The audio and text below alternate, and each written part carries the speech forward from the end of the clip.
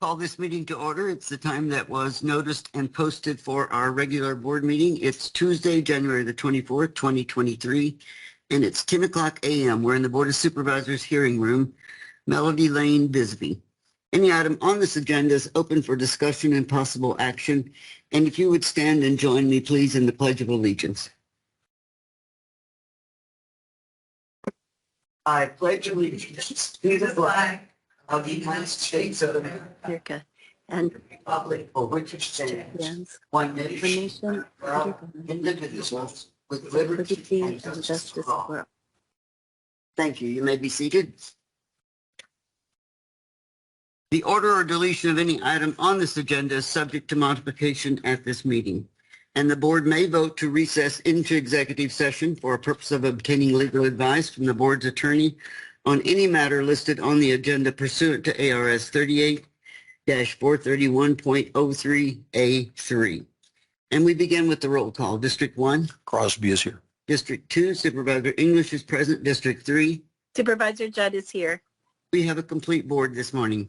Members of the public may attend this meeting by Microsoft Teams computer or mobile app, or by phone by calling 602-609-7513 or 888-680-6714, conference ID 511-243-339#. If you have trouble accessing this meeting remotely, call 520-432-9200 for direction.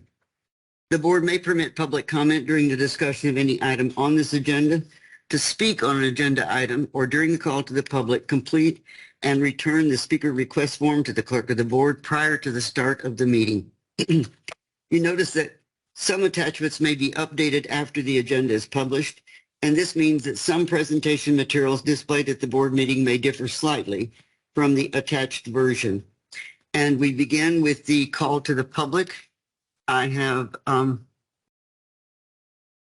three. The first one is Jeff Sturgis on Teams. Are you available, Mr. Sturgis? I am. Can you hear me? Yes, you have 3 minutes. Okay. Supervisor Tom Crosby needs to resign. In doing so, he will spare Cochise County government more state and national media embarrassments, unnecessary financial costs, and more defilement of the rule of law. As everyone in Crosby's district should know by now, there are petition signatures piling up every day to recall Tom Crosby and end the lawlessness and disorder he has brought to our county government.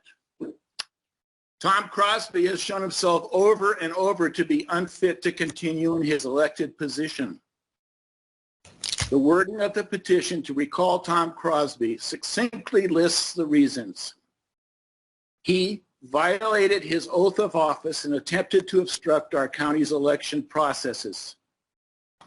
He defied the order of an Arizona Superior Court judge by refusing to certify our county's 2022 election.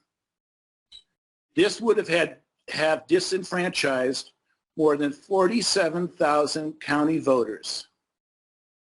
The majority of them, of course, are Republicans. He interfered with election officials, ignored the legal advice of our county attorney, and promoted an illegal hand count of 100% of ballots. He violated multiple Arizona Title 16 statutes regarding elections. Tom Crosby could save the taxpayers of Cochise County money and the citizens of our community more disorder and embarrassment if he resigns now. Thank you. Okay, the next person is also on Teams. That's Allison Morris. Are you available, Allison? Allison Morris? Yes, I'm here. Can you hear me? Yes, we can. You have 3 minutes, Allison. Thank you. Good morning. My name is Allison Morris, and I am from Portal. I'd like to respectfully address Supervisor Crosby and ask, why not resign now and avoid embarrassment later? Since you've been in office, you've expressed disdain for the chair, for Cochise County Attorney Mr. Brian McIntyre, for Chief Civil Deputy County Attorney Ms. Christine Roberts, For Cochise County Elections Director, Ms. Lisa Mara, for State Elections Director, Ms. Corey Lorick, and for the former Secretary of State, Ms. Katie Hobbs. All of these people have had to warn you of violating election laws and/or the open meeting laws, but you largely ignore them. They repeatedly advised you of the rules you are expected to follow, the laws found in the Arizona Revised Statutes and in the Elections Procedures Manual. It appears that you prefer to operate outside of these laws and expand your limited authority as an elected official. Perhaps this is just not the best fit for you.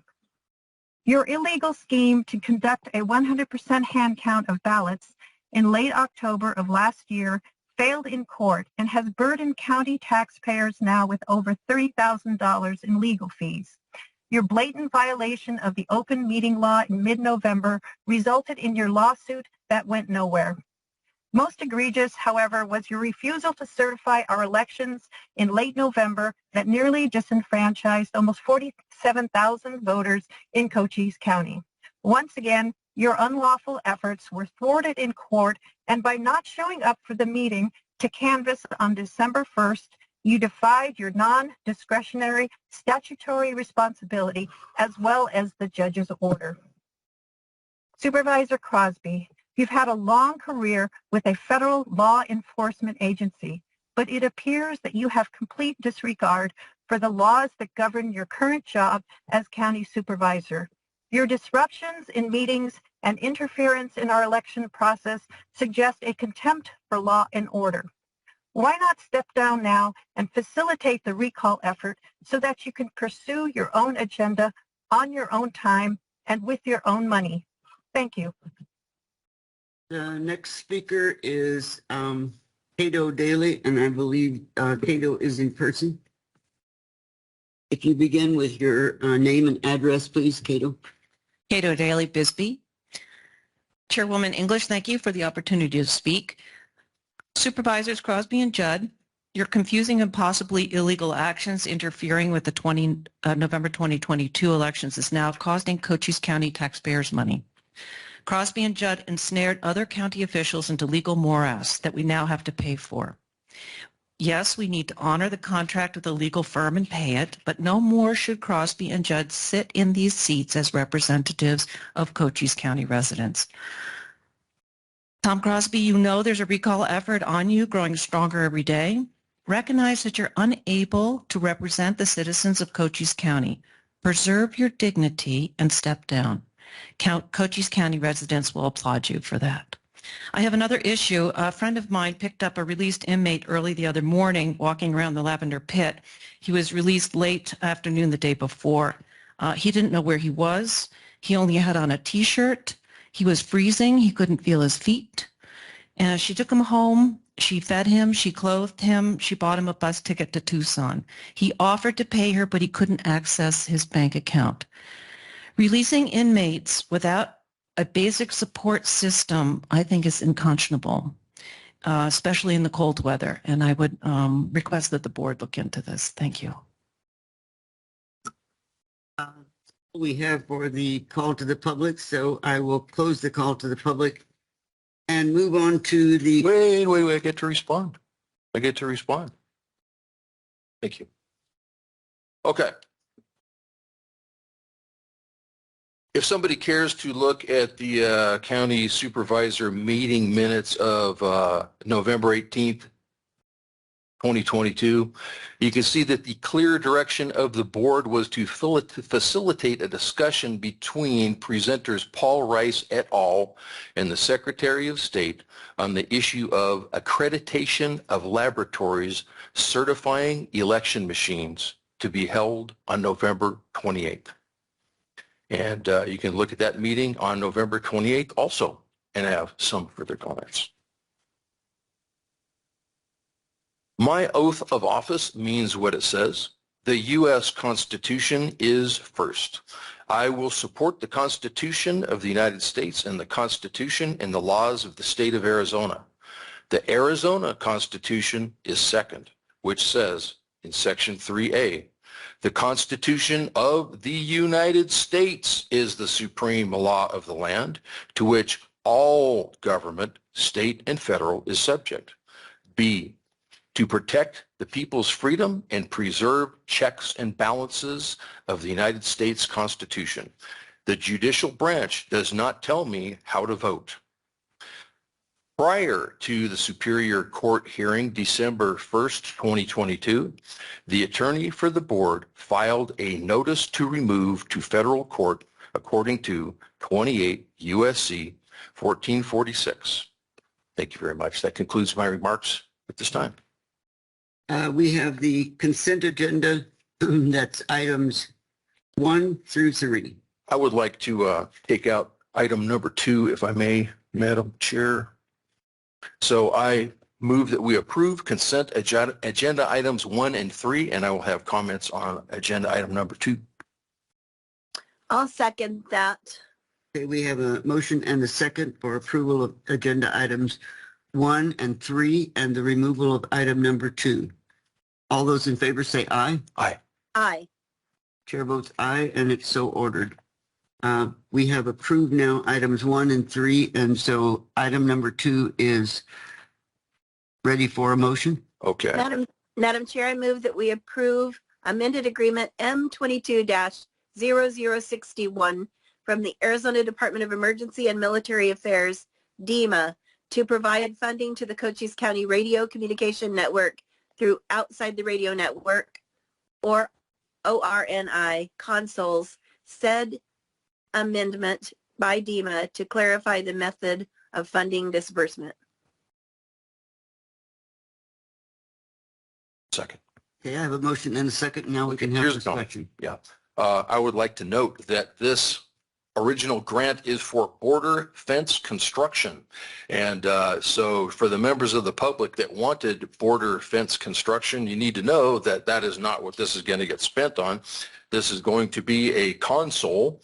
And while the project may be relevant to border issues, it is not itself money set aside for purposes of fence construction, as I presume it was originally intended when it came from the legislature or whatever the source was. Thank you. That concludes my remarks. I think there was an additional part of that sentence. It said border fence construction, or I don't remember the exact words, but it also mentioned that there could be virtual fence.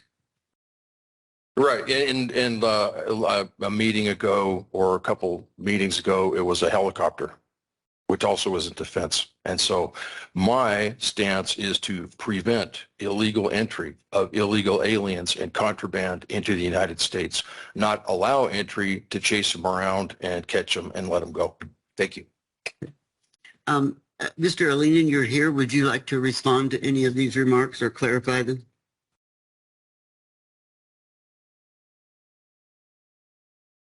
Tom Alinen is the Chief of Staff for the Sheriff.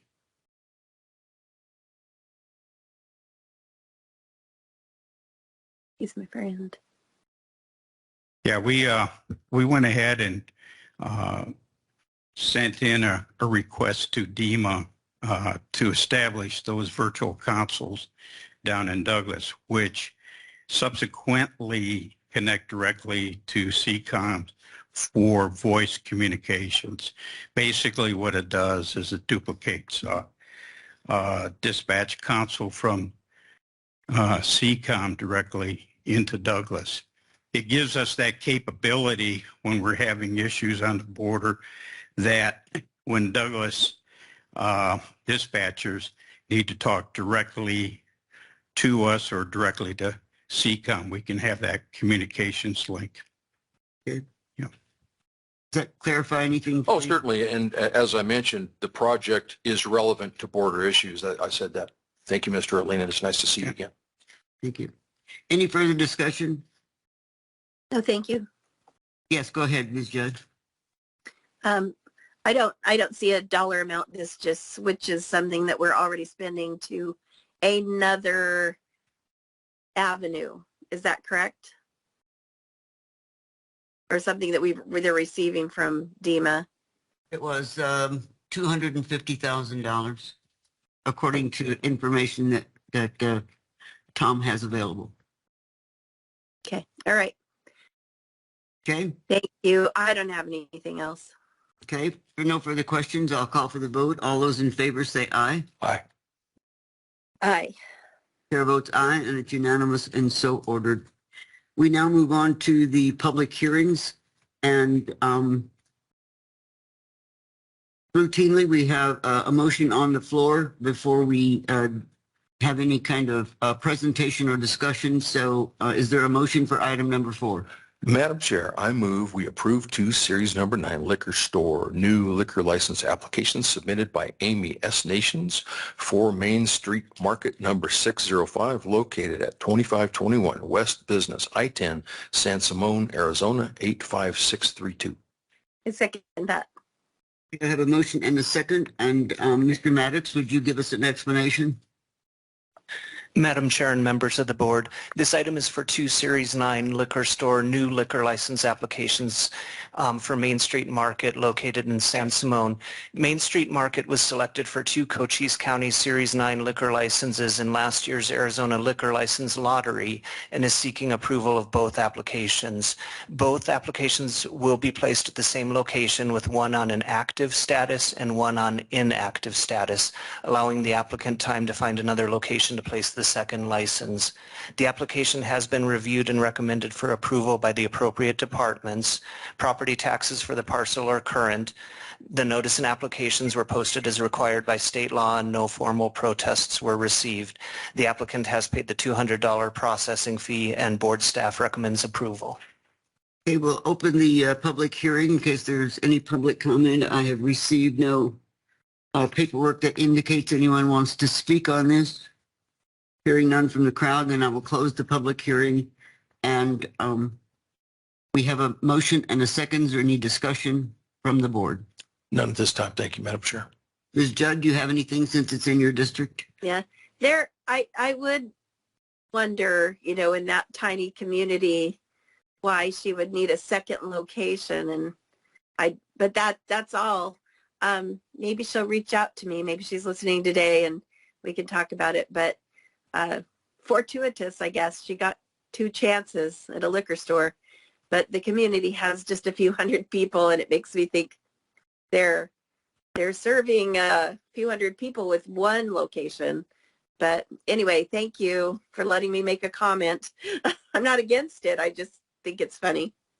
I don't know that I speak with complete authority, but I believe that liquor license can be moved, from one community to the next. The person that's owner of the liquor license can sell it or move it. So one of them is being held, probably so she can find another place that she might be able to sell that liquor license, Ms. Judd. Okay. It just seemed funny. It's like, whoa, San Simone's very small. But anyway, thank you. Yeah, one's active, one's inactive. Any further discussion? No. I believe I closed the public hearing. If I didn't, I'll do it again so that we can vote. All those in favor say aye. Aye. Aye. Chair votes aye, and it's unanimous and so ordered. Item number 5, could we have a motion there, please? Madam Chair, I move that we approve Series Number 9 liquor store location owner transfer liquor license application submitted by Andrea Dahlman Lokowitz for a beverage house located at 67 East Highway 82, Wichita City, Arizona 85616. Second. We have a motion and a second. Mr. Maddox. Madam Chair and members of the board, this item is for a Series 9 liquor store location owner transfer liquor license application for beverage house located over in the Huachuca City area. The application has been reviewed and recommended for approval by the appropriate departments, and the Health and Development Services departments are working with the applicant on proper permitting. Property taxes for the parcel are current, and the notice and application were posted as required by state law. No formal protests were received. The applicant has paid the $100 processing fee, and board staff recommends approval. Yeah, we'll open the public hearing. I have not received any information that anyone wishes to speak on this, either online or in person. Check again. Don't hear anyone wanting to speak, so I will close the public hearing. And if there's any discussion from board members? No. No. Hearing none, I'll call for the vote. All those in favor say aye. Aye. Aye. Chair votes aye, and it's unanimous and so ordered. We then move to item number 6, which will be another public hearing. Could I have a motion, please? Madam Chair, I move we adopt zoning ordinance 23-03 to rezone parcel 40421-012A from R9 residential 1 dwelling per 9,000 square feet to RU4 rural 1 dwelling per 4 acres pursuant to the application of Ms. Laura Dunn. I'll second it. Okay, we have a motion and a second. I'll open the public hearing, and Ms. McLaughlin, planner 2 with our development services, would you explain to us this? And I believe we have some information in front of us. Thank you. Good morning. This is an applicant-initiated rezoning. The applicant is Laura Doan, and the request is to downzone from R9 zoning residential 1 dwelling per 9,000 square feet to RU4 zoning rural 1 dwelling per 4 acres. The parcel is land use category and designation D rural. The existing use is single-family residential. No additional development is proposed. This has been requested in order to qualify for a USDA loan refinancing on a recently inherited property. The property is located on APN 40421-012A at 3876 West Davis Road in McNeil. It's 10.13 acres in size. Here are some site photos. The house is constructed on the southern end of the parcel. It was constructed in 1963. There's also some additional residential structures directly behind the house. The rear and western side of lots is undeveloped. The northernmost 3 acres of the parcel is within the 100-year floodplain. Here's the current zoning. The R9 designation encompasses much of the 450 acres of the McNeil area, except for about 10 acres fronting Highway 191. There's some vacant parcels directly to the west of the subject parcel. These are approximately 2.75 acres each. There is some rural zoning to the south. This includes a 1,450 acre vacant parcel in private ownership. The east is a 650 acre parcel. This is home to Ethnos Aviation, which includes an airstrip and RV resort. In terms of factors in favor of approval, the request complies with all applicable rezoning factors. The current R9 zoning is pretty intense designation. There's no sewer community water system in the immediate area. The parcels and others in the area are served by private well and septic. By density, this 10.13 acre parcel would permit over 40 single-family homes. As I mentioned before, the 3 acres of the parcel is within the floodplain. A lower density designation makes development outside the floodplain more feasible. The parcel is adjacent to RU4 zoning, making this request an expansion of a zoning district. And finally, the request will increase consistency between land use and zoning. The land use for the parcel is D rural. RU4 is a permitted zoning district within that land use, while the existing R9 designation is not. In terms of factors against approval, this request would move the parcel from a residential category to rural, which is not the same and generally allows a larger range of permitted uses by right and special uses. And it does somewhat break up the existing pattern, leaving a line of high-density residential to the west. Staff recommends conditional approval, the only condition being that the applicant sign a waiver of claims form for diminution of value, which we actually ask of all rezoning applicants. There are no specific conditions that staff otherwise recommends. That concludes my presentation. I have a sample motion on the slide. Actually, I don't, sorry. However, I believe the applicant is also online if there's any specific questions that the board has for her.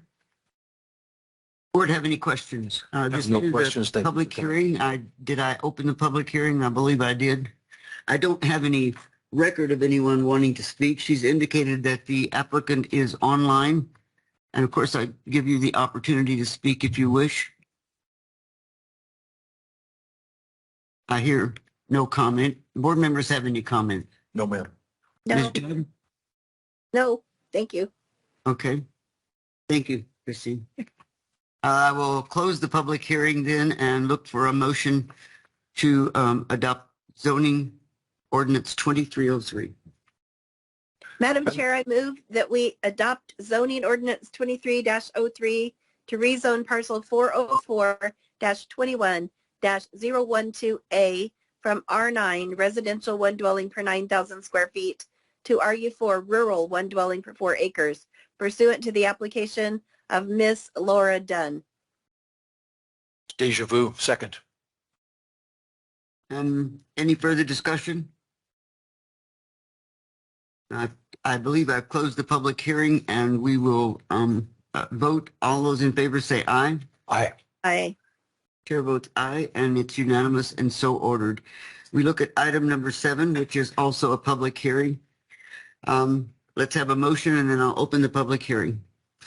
Madam Chair, I move we adopt zoning ordinance 23-04 to rezone parcels 116-14-174 and 116-14-175 and 116-14-157 and 116-14-158 and 116-14-159 from SR 22 single residential one dwelling per 22,000 square feet to RU4 rural one dwelling per 4 acres pursuant to the application of Mr. Benjamin Hips and Ms. Felicia Hips. I'll second it. We have a motion and a second. I'll open the public hearing. Mr. Kirschman, you have a presentation for us.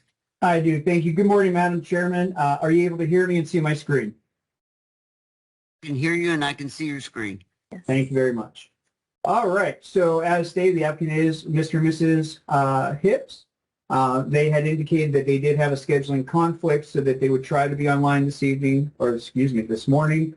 However, they did not have anything that they needed to add to the meeting today unless questions were raised.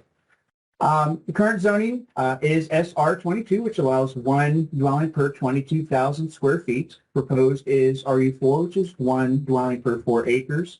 It is in growth category area D. It's further designated as rural. It is located within the Mid-Sulphur Springs community plan.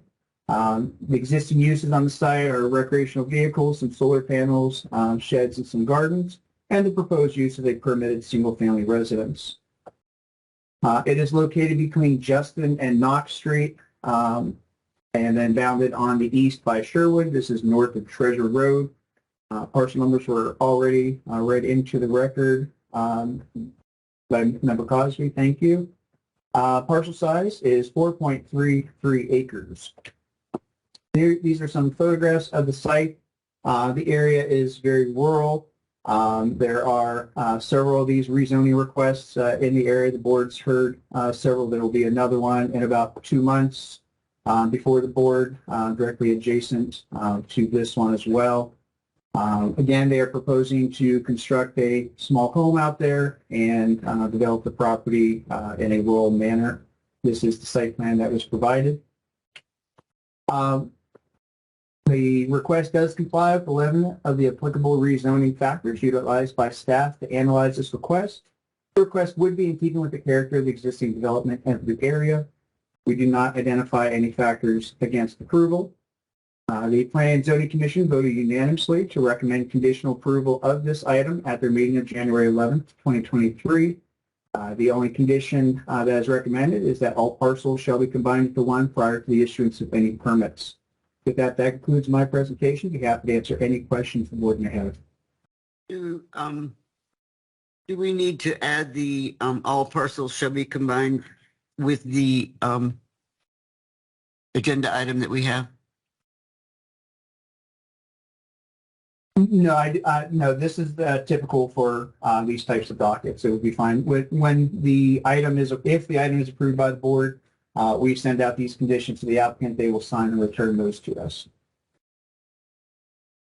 All right. We've opened the public hearing. I haven't received ahead of time anyone who wishes to speak on this item. There doesn't seem to be anyone in the audience who wishes to speak on this item, so I will close the public hearing and see if the board has any questions or comments. No questions this time, Madam Chair. Ms. Judd? No, thank you. Okay, then I will call for the vote. We have a motion and a second. All those in favor say aye. Aye. Aye. Chair votes aye, and it's unanimous and so ordered. We now move to action items. And we begin with number 8. Madam Chair, acting as the Board of Directors of the Cochise County Jail District, adopt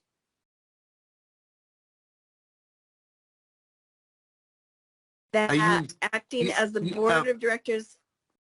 Ms. Judd, could you start again? You broke up, and I'm not sure we got the Yes. gist of what you were saying.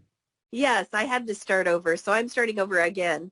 Madam Chair, I move that acting as the Board of Directors of the Cochise County Jail District, we adopt Jail District Resolution 2301, approving the ballot language for the May 16th, 2023 election. Second, I and have a motion and a second now for discussion. okay. I have 3 amendments to propose, Madam Chair. Okay, that's discussion. Okay. Perhaps Mr. Maddox could put a slide up for us. And this is your attachment number 8 that I gave to you. Right. So the main part of this is where it says to add the middle section with estimates of per capita cost. And so below where it says a yes vote and ending with 25 years period, I would like to add that is estimated to be about $67 per capita the first year, $137 per capita the 25th year, and about $2,175 per capita over the 25-year lifespan of the tax. So since I gave this to Mr. Maddox, I have added the words per capita after 67 and per capita after 137. That's my motion. I want to add that into the ballot language. And the original ballot language, could you put that up for us, Mr. Maddox?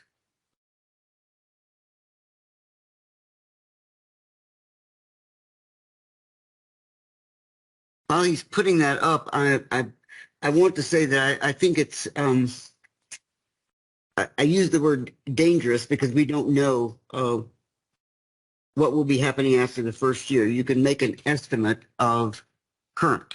That might be $67 the first year, but I don't know that it would be appropriate for us to add all of that other because that's an unknown. Well, I figured it was probably closer than saying half a cent, which gives the impression that the cost is going to be very low. However, I also have my third proposed amendment, which says, and this is not a motion to confuse things, subject to correction with the most accurate estimates available to the Board of Supervisors prior to ballot printing. So we have Mr. Frisbee with us today, I do believe, and I've discussed this matter with him, and perhaps he can come up with the most accurate estimates that we can find prior to printing of the ballots, and I would be just fine with that. And then we can say it passed. Let me ask you this. Sure. What are you going to solve by telling something what it might cost them in the 25th year when we really don't have an idea what that would be? Because I'm not omitting the truth, and I am against ballot language that omits the truth. So, but to put the known in it, we know. I mean, it's okay. Well, then you find out what you know, and we'll put it in there. And if you say it can't be known, then we've got to go with an estimate.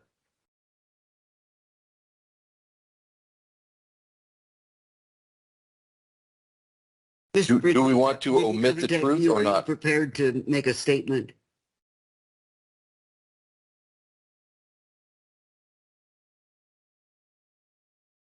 Yes.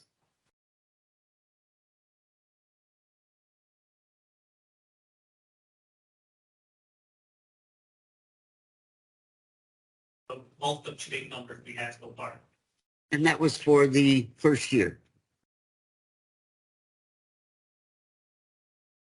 But we made like a total amount estimate for all 25 years. Okay. And what he's talking about is what Mr. Deshawn came up with several months ago.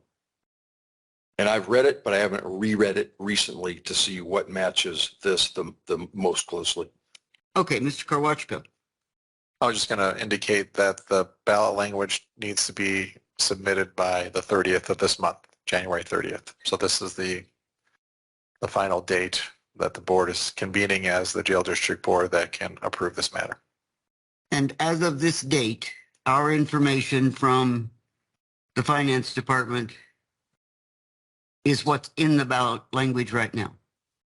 That is correct. And the proposals that we submitted and gave information to the public outreach committee when the jail district public outreach committee was convening, because that was a request of information of property tax versus sales tax and what sales tax would an individual possibly have to pay over a year. So we took our best guess and estimate, the calculation that we did and the best way we can break it down was to take the number of residents that are listed here in the county and divide that by the half-cent sales tax to get that $67 amount. And that's a rough amount because that doesn't include every person that would come through Cochise County that would purchase something that would actually encompass the half-cent sales tax. So those are just to give the committee that information because that question was asked. So to provide that number or the progression of what the cost of living or the inflation would be over the years and the per capita would be a guess. Absolutely. It says estimate, and I'm okay with that. And I think that estimate is low, by the way. I think once you look at Mr. Sean's figures, they're going to be very much higher.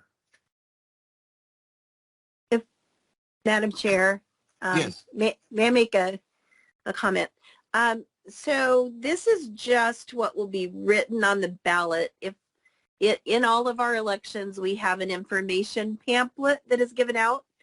I think that would be a better place for estimates to be. And also we're going to be actively, from what I understand, pursuing meetings with the sheriff in all the communities.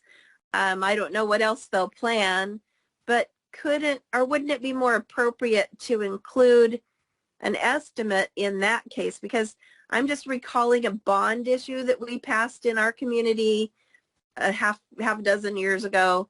And when and some things were listed on the ballot, and when it came right down to it, they wanted, or things were different after the bond was passed, and there was so much discord over that.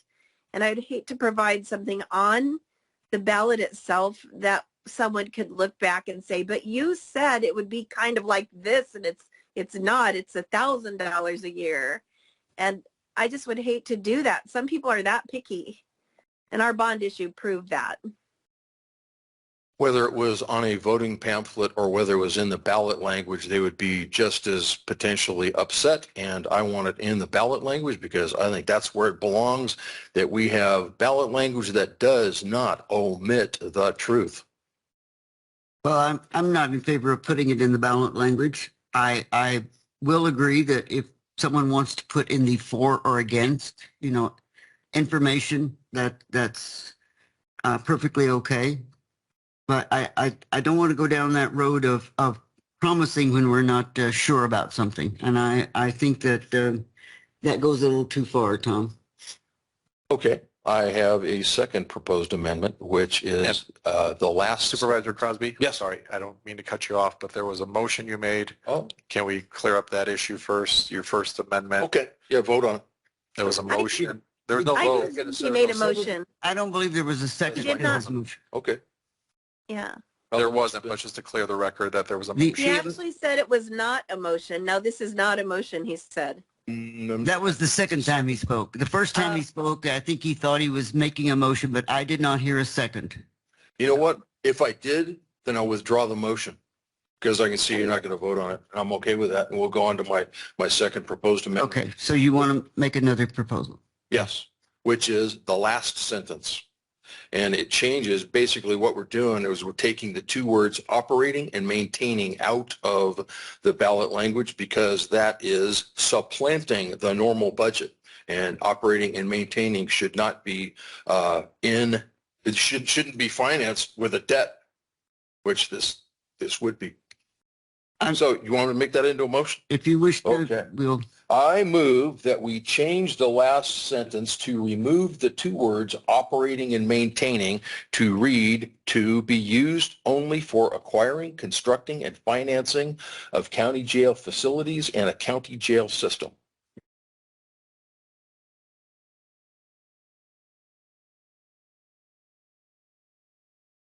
I'm not hearing a second for that either. No. And I think if you look at the laws for the jail district, you would realize that we cannot supplant. If a jail district is passed, if a jail district is passed, we have to provide the same amount of money that we are providing now for the jail and the operation. And so you can't consider what happens in the future supplanting because we, by law, have to provide that. And if I could say something too, a light district, if you compare that to a light district or a fire district, much of that tax collected does pay for that. Yes, we already have expenditures towards our jail, but this is going to be a new and improved version. The expenditures could easily be higher. And if anything, that saves us money on the other end. Yeah, I don't think it'll be doubling anything. I don't see that at all. So as far as supplanting, but that's what I see. And I apologize if I have it extremely wrong, but I don't feel comfortable changing that language either. Madam, So, sorry. So you're going to charge interest on money that is for operating and maintaining. Madam Chair, if I may. Yes, go ahead. So the statute, if the jail district is established, the Auditor General will determine what our maintenance of effort is. So they will look back at the prior year to see what our operational cost is, our maintenance costs, all the money that we have set aside from the general fund monies to determine that amount. We estimate that, I think, to be $5.4 million. That does go up over inflation. That is a number determined by the Auditor General. So that would always be a cost to the county from general fund monies. This, if it is passed, this jail district revenue from the half-cent sales tax would be above and beyond that. And there would be no interest because if there's additional, let's say, as they mentioned, the 24/7 medical, so staffing and issues there, or additional staffing for the detention officers, that's not borrowed money. The only borrowed money that would be if there was a decision by the board to construct a new jail. So that money would be borrowed and there'd be interest on it. But that would not be what you refer to as additional operating and maintenance costs. What is the current estimate for the cost of construction? The cost of construction, if we went with a rough estimate of $100 million, on top of that, by the time if the jail district is successful at this point in time, that if we were to get a bond and to move forward on engineering, designing, and there's several other factors that we need to investigate, that will probably take 2 or 3 years. If it is successful, that amount of money of the half-cent sales tax would keep in the jail district on top of the $20 million that was secured by Representative Gail Griffin. So guess would be about $50 million. Okay, So these are all rough I missed all that. Just what's the total amount of borrowed money? It could be $50 million. And won't exceed $50 million. Is that what you're saying? I can't promise that. Okay. So this is what just like we're talking about estimates of what a construction would cost. And so you're looking for specific information, which we don't have yet. Okay. So but it can't be $100 million if you have money now being collected from the half-cent sales tax on top of the $20 million that was secured from the state legislatures that would reduce that estimate of $100 million, half that amount. Okay, just say. So in other words, the per capita cost is not the only unknown thing that we're dealing with here. Just a note. Okay, I have a motion and a second to approve the ballot language. Is there any further discussion before I call for the vote? Madam Chair, if I may, I believe we may have received a speaker request form on this item.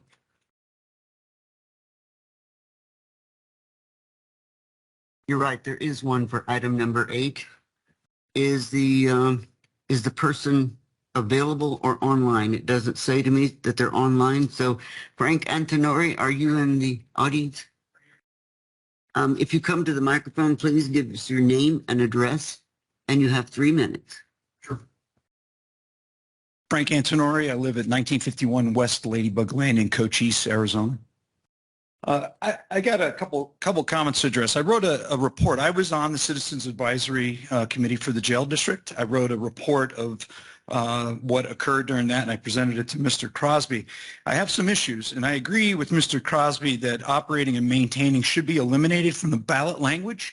And Mr. Kowalski, you kind of made my point. You actually are supplanting, because if you draw the revenue for the purposes of paying off the construction and operating, you lose the accelerated payment for paying off that bond quicker, thus paying less interest on that bond and less of an impact to the taxpayers if you siphon off a portion of that to cover operating and maintaining.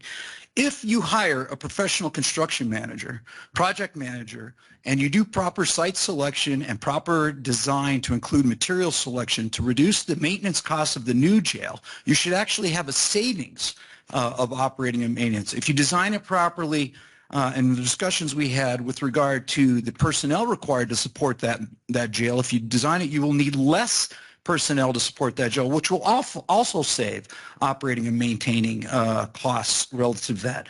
If the sheriff needs additional funds, he can come in and ask the board for additional operating and maintenance funds. We do not know who the sheriff's going to be in 10 to 15 years. Most of us here will not be here. Some of us will be dead and long gone and buried. You don't know what the new board or the new sheriff and his administration is going to do, or the new county administrator is going to do. You have no idea. And I hearken back, and Supervisor Judd may remember this, to the Rio Nuevo debacle that occurred in Pima County in the city of Tucson, when they had this very broad language that allowed them to spend money, and they supplanted tens of millions of dollars. The ballot initiative told the people, this is what you're going to be voting for. After that ballot initiative passed, all sorts of money was siphoned off for all these other crazy projects that had nothing to do with the original ballot language. So I strongly recommend you eliminate that operating and maintaining from this and focus solely on the purpose of site selection, construction, and building of the jail. And if you need additional funds for operating and maintaining, have the sheriff come back and request those funds from the general fund. The general fund should fund operations and maintenance. That would be too broad of interpretations. The incoming sheriff, future sheriff, can start hiring personnel claiming it was for this. You could start doing services that's claiming for the district, and it would create too broad of a language. So to reduce that risk, I suggest you eliminate those two words as Mr. Crosby recommended. Thank you. Okay, I believe there was only one that asked to speak. There were two that opposed, and none in favor of. These are people who wrote a request to speak but did not wish to speak. So there also are two that are in opposition to us approving the ballot language for May the 16th, 2023 election. Any further comments, Ms. Judd? I totally remember Rio Nuevo. I still have an issue when I compare this to a light district or a health improvement district, you know, where there's all kinds of districts you could create, but basically we do have light districts. That money is collected every year to maintain that district and pay the electric bill. Fire districts maintain the building, pay the staff. We can't supplant, but I totally get, and so we'd be safe there. But there also wouldn't be any interest on that. And I am excited to think about the savings. Yes, very possibly a savings. I mentioned that it could cost more, but my goodness, it should definitely be a savings to the communities or to the jail. But I don't feel comfortable. I feel comfortable using the statutory language. Possibly the legislature could clean that up. Once we get there, they could make it illegal to use your bonds for that. But I am not in favor of changing this right now today. I feel like it's hampering the ability to get it through. People can make their choices. And you're right, we don't know who the sheriff will be in 15 years. But still, we didn't know who the new fire chief was going to be either. And the people do elect those. And I think sometimes you just have to trust. So thank you. Sorry about my phone. Is that your phone? No. I would have had a. It was mine, so now I've muted. The gremlins are afoot. Okay, well, it appears as though I agree with the ballot language. Ms. Judd agrees with the ballot language. We've discussed it, not looking to make any changes because the focus of the jail district is to have an improved system. So hearing no further comments, I'm going to call for the vote. All those in favor say aye. Aye. Chair votes aye. All those opposed? Nay, I'm going to hold out for the truth. Just ballot nay language. is fine. Okay. But it is approved and passed. Item number 9. Do we have a motion on Resolution 2304? Madam Chair, I move we adopt Resolution 23-04, amending Resolution 22-29, adopted by the Board of Supervisors on November 15th, 2022, to clarify that the election for the question of the Cochise County Jail District is a mail ballot election. I'll second it. Okay, I have a motion and a second. Mr. Kowalczyk, would you explain in clear language why this is necessary? Yes. So all the publications that we are complying with the statutes before our hearing indicated that it would be a mail ballot election. In the resolution, we need to clarify to conform with that publication. So that's what we're doing, is clarifying and with the resolution back in November 13th to include mail. So no changes have been made. We're just trying to clarify the language. Correct. What we publicized that information as to comport with. Okay. We publicized that. I do have a question, Madam Chairman. We publicized that, but was that something that the jail community committee talked about, how to hold the election? Who made that decision initially? Okay, they didn't talk about it at all. That was not brought up in the jail district committee about the election. It was just simply making the recommendation to the board. Okay, just a question. Thank you. Any other questions or comments? I don't see why it needs to be clarified at all. Because it has to comport with what we publicized it with. So with the publications that we had in the newspaper that we had to do by statute indicated the mail ballot election. When looking at the resolution, it didn't have the mail ballot election. What did the statutes have to do with what was published in the paper? So the statutes indicate what steps that we need to take before establishing a jail district. And so in that is putting it out, notice requirements in the paper for a period of time before we even have a meeting, to have a public meeting and comment about it. So all that indicated mail ballot election. The resolution that on November 15th didn't have. Why was that language in the newspaper if it didn't come to the board first? It has to be publicized before it comes to the board. So that. Why wasn't the idea of the mail-in ballot brought to the board prior to it being published? It's in the law. The jail district I apologize. I just don't understand that question, and I have to look back at the timeline, but I can get you that information. I just don't know what your specific timeline of when it would be brought to the board, because typically it'd have to be a discussion of the board. All the information by the statute would have to be publicized ahead of this, and then the board can have a discussion. Well, it wouldn't have been prior to a work session about it. It might have been prior to a vote. It wouldn't have necessarily been prior to a work session on it about whether it was going to be a mail ballot or not, right? Yeah, the discussion would have to happen when the last day it can happen would have been November 15th. So November 15th was a day that the board can decide those issues. Okay, so you should have had a work session prior to that to decide this question? Before the board, or to broach it to the board that there's an issue that might come up having to do whether this is a mail-in ballot election or not. Could have been at a work session prior to that. It could have, but the board had an opportunity to have that discussion on November 15th.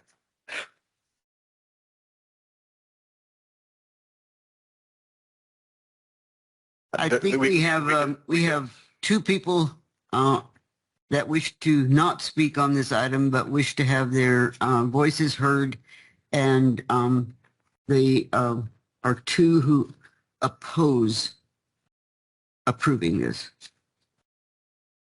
So, Ms. Judd? Is there a possibility that this could be delayed a day or two, or to the next meeting, or do we have to have this in by the 31st also? This decision. I think we're simply trying to clarify what we did, Right. the Board of Supervisors. We left out I'd like- in our resolution an oversight. We all talked about it being a mail election. It just didn't get into the resolution. So now we're trying to clarify it so that it mirrors the information that we put out to the public, that it is an all-mail election. Okay. Is that your understanding? Except for I would like to review the minutes, and I apologize for not going back to the 15th meeting and doing that yet. I was thinking about something else this morning. So if I could, something else on the agenda, by the way. I'm just. So why would you have a problem clarifying what we did in the past by? This is after the fact. I don't see it being Not so much. clarifying. It was just missing. And I It don't was an remember issue the that was missing. discussion. I don't remember. I just don't remember. I can't remember everything. You didn't know this was going to be a mail ballot? Not till today, or if Really? that doesn't. I can't know everything, and I try, but I just can't. I think the question more is who makes the decision whether we use an all-mail ballot election or not. That would be my question. Who makes that decision? So and that's why I asked the question if maybe that was our Citizens Advisory Board, if they decided a mail ballot's best, or does the board make that decision? I would like to look at the November 15th minutes myself. That's all I need to do. So maybe I should just quickly do that right now on my phone. If we can move this to the end of the agenda, or maybe Yeah, take a we can do recess and give that information, but Okay. it would need to be done today. Yes. So do you wish to wait for clarification? I'm not sure what clarification you're waiting for, but if you don't feel comfortable, what are you waiting for us to find out, Ms. Judd? We're set on November. Well, I wanted to look at our November 15th meeting. We adopted that, and I wanted to see what our discussion was around it. If there was a work session prior. I don't know, it just feels like it got past us. But if it was actually written on there on November 15th, then we voted for it. If it was not written on there, we did not vote for it yet. So this is really important. This is the decision. Are we going to do an all-mail ballot or not? I realize that saves us money, but in this case, it may not be the best thing to do. So just I just want to look up where we talked about it and find that in our discussion. And I think I might be able to. I'm looking for a work So session. how long do you think it would take for us to get this information and get it for Ms. Judd? Well, I already have the meeting pulled up, the regular meeting, but I haven't had a chance to listen to what our discussion was about if it was mail-in ballot. I imagine we didn't have a discussion during our regular meeting where we voted for this original measure. So we must have had a prior work session where we decided it would be all mail-in ballot. It's not so much that I'm against the all mail-in ballot. It's a little bit that this has been a controversial subject for us, and maybe we're trying to change the way we do elections, and that it wasn't really brought up prior. We didn't have a discussion about it prior, and maybe the board didn't make this decision, but someone else did. Okay, So it Mr. might Crosby, take 30 minutes after the meeting's over. I move that we table this agenda item until after lunch today.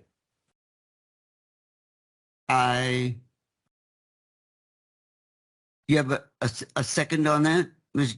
Judd? He wants That's to too table it vague. until after lunch. That's too vague. Can we do it like 1 o'clock? Can we resume just for item number 9 at 1 o'clock? That's fine. That could be that's after lunch. Okay, after lunch, 1 o'clock. Is that a second? I'll second it with that correction, 1 o'clock. Okay. We have a motion and a second to address this item at 1 o'clock. All those table it now until 1 o'clock. Any further discussion? Hearing none, I'll call for the vote. All those in favor say aye. Aye. Aye. Chair votes aye, and it's approved. So with that tabled, we will now look at item number 10. Madam Chair, I move that we approve Community Enhancement Fund expenditures for District 3, roll-offs for Bowie Community Cleanup in the amount of $3,000. Thank you. Can I explain? Okay.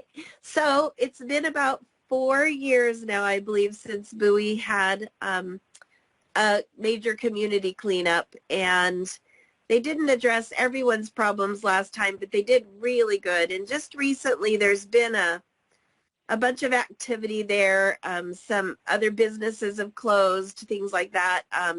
And people have moved and passed away. They're in kind of a situation where from several different arenas, I've been approached by maybe helping them organize the community cleanup again. And they're waiting for this decision today, and hopefully we're able to make it so they can get busy with their community effort to clean up Bowie again. So. Okay, I think that Mr. Crosby snuck in a second. a second while you were still discussing. So we do have a motion and a second, and you have given us your reasons. And of course, I always believe that that's a great way to spend the enhancement funds, is to help out communities. So is there any further discussion before I call for the vote? No. Hearing none, I'll call for the vote. All those in favor say aye. Aye. Aye. Chair votes aye, and it's unanimous and so ordered. So you can call them that they're going to get their roll-offs, Ms. Judd. Thank you. Item number 11, I need a motion on human resource policy while Jennifer Graham is approaching. Madam Chair, I move we approve revised human resources policy 2210 personal leave as written in the attachment effective January 24th, 2023. I'll second it. Okay, we have a motion and a second. Ms. Graham? Thank you, Madam Chair. Good morning, Madam Chair and members of the board. For your consideration today is the approval of amendments to policy 2210, personal leave. Prior to bringing this policy before you, department heads, elected officials, and all employees had an opportunity to review and provide their feedback. Several amendments were made in the draft policy from their input and is greatly appreciated. A number of amendments that are included in the revised policy and those that are more substantial changes include in section 1 conversion to personal leave is no longer applicable and therefore removed. Under Section 2, use of personal leave provides guidance on notifying a supervisor in the event of an unanticipated leave, requiring a minimum of 1 hour or the time frame that is determined by departmental needs. This section also addresses the use of personal leave to fill any gap which may exist in the event of a holiday.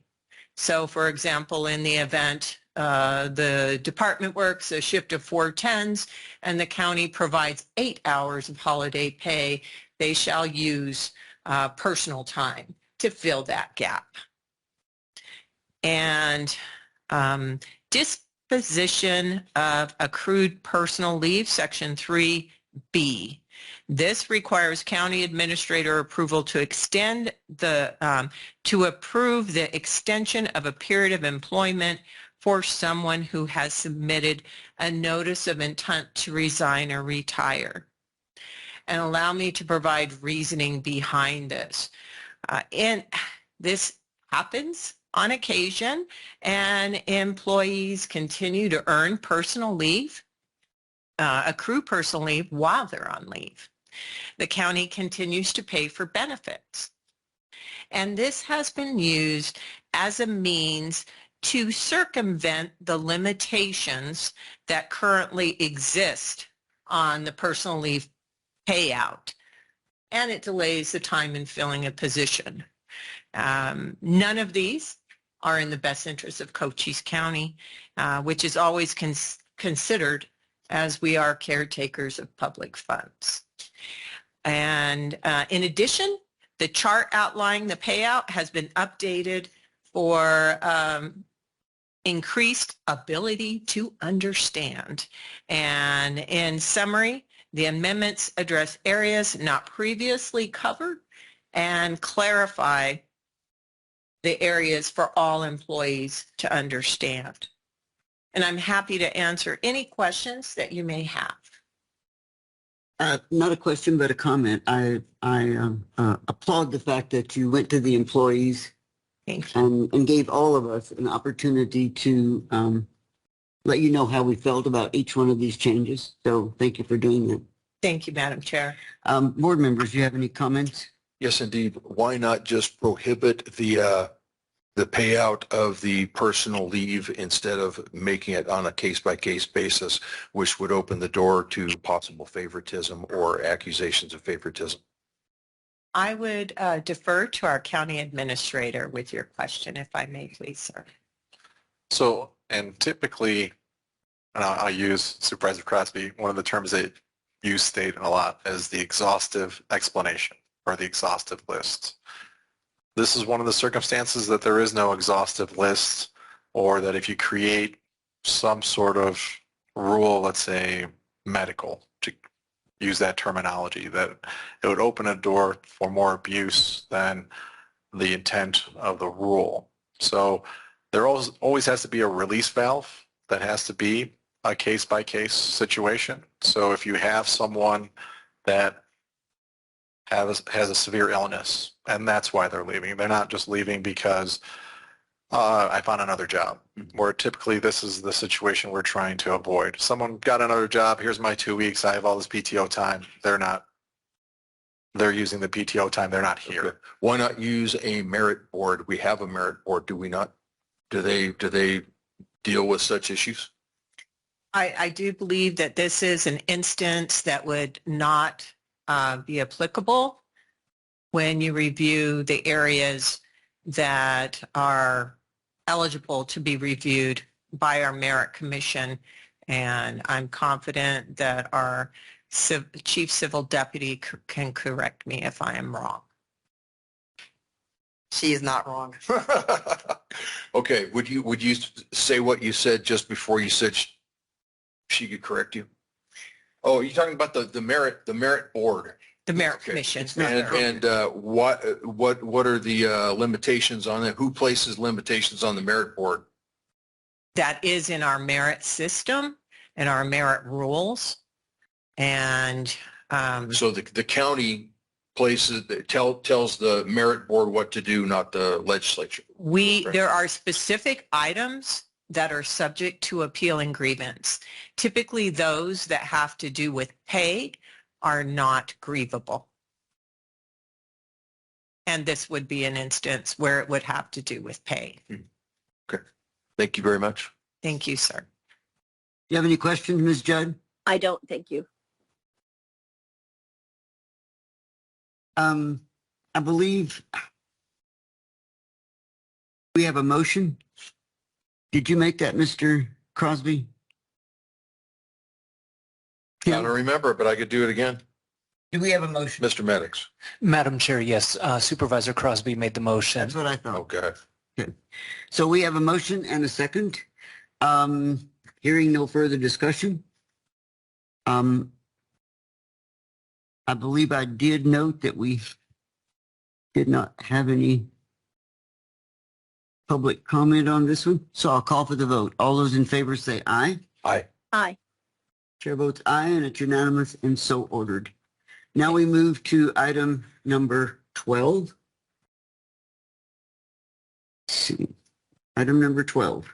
Could I have a motion, please, before we begin discussion? Just a moment. Madam Chair, I move that we, Number 12. I'm item 12, top of the page. okay, well, Madam Chair, I move that I'm on a different agenda, sorry, I was researching. Madam Chair, I move that we approve Memorandum of Understanding MOU number 2022-154 between the Department of Public Safety and Cochise County, and the amount of $166,666.66 to be used for prosecutorial and jail expenses incurred from individuals charged with drug trafficking, human smuggling, illegal immigration, and other border-related crime, effective July 1st, 2022 through June 30th, 2023. Second. I have a motion and a second, and I have two people who might clarify this. One is Kenny Bradshaw, and the other one is Brian McIntyre. So you're here. Are you the spokesperson for this, Mr. Bradshaw?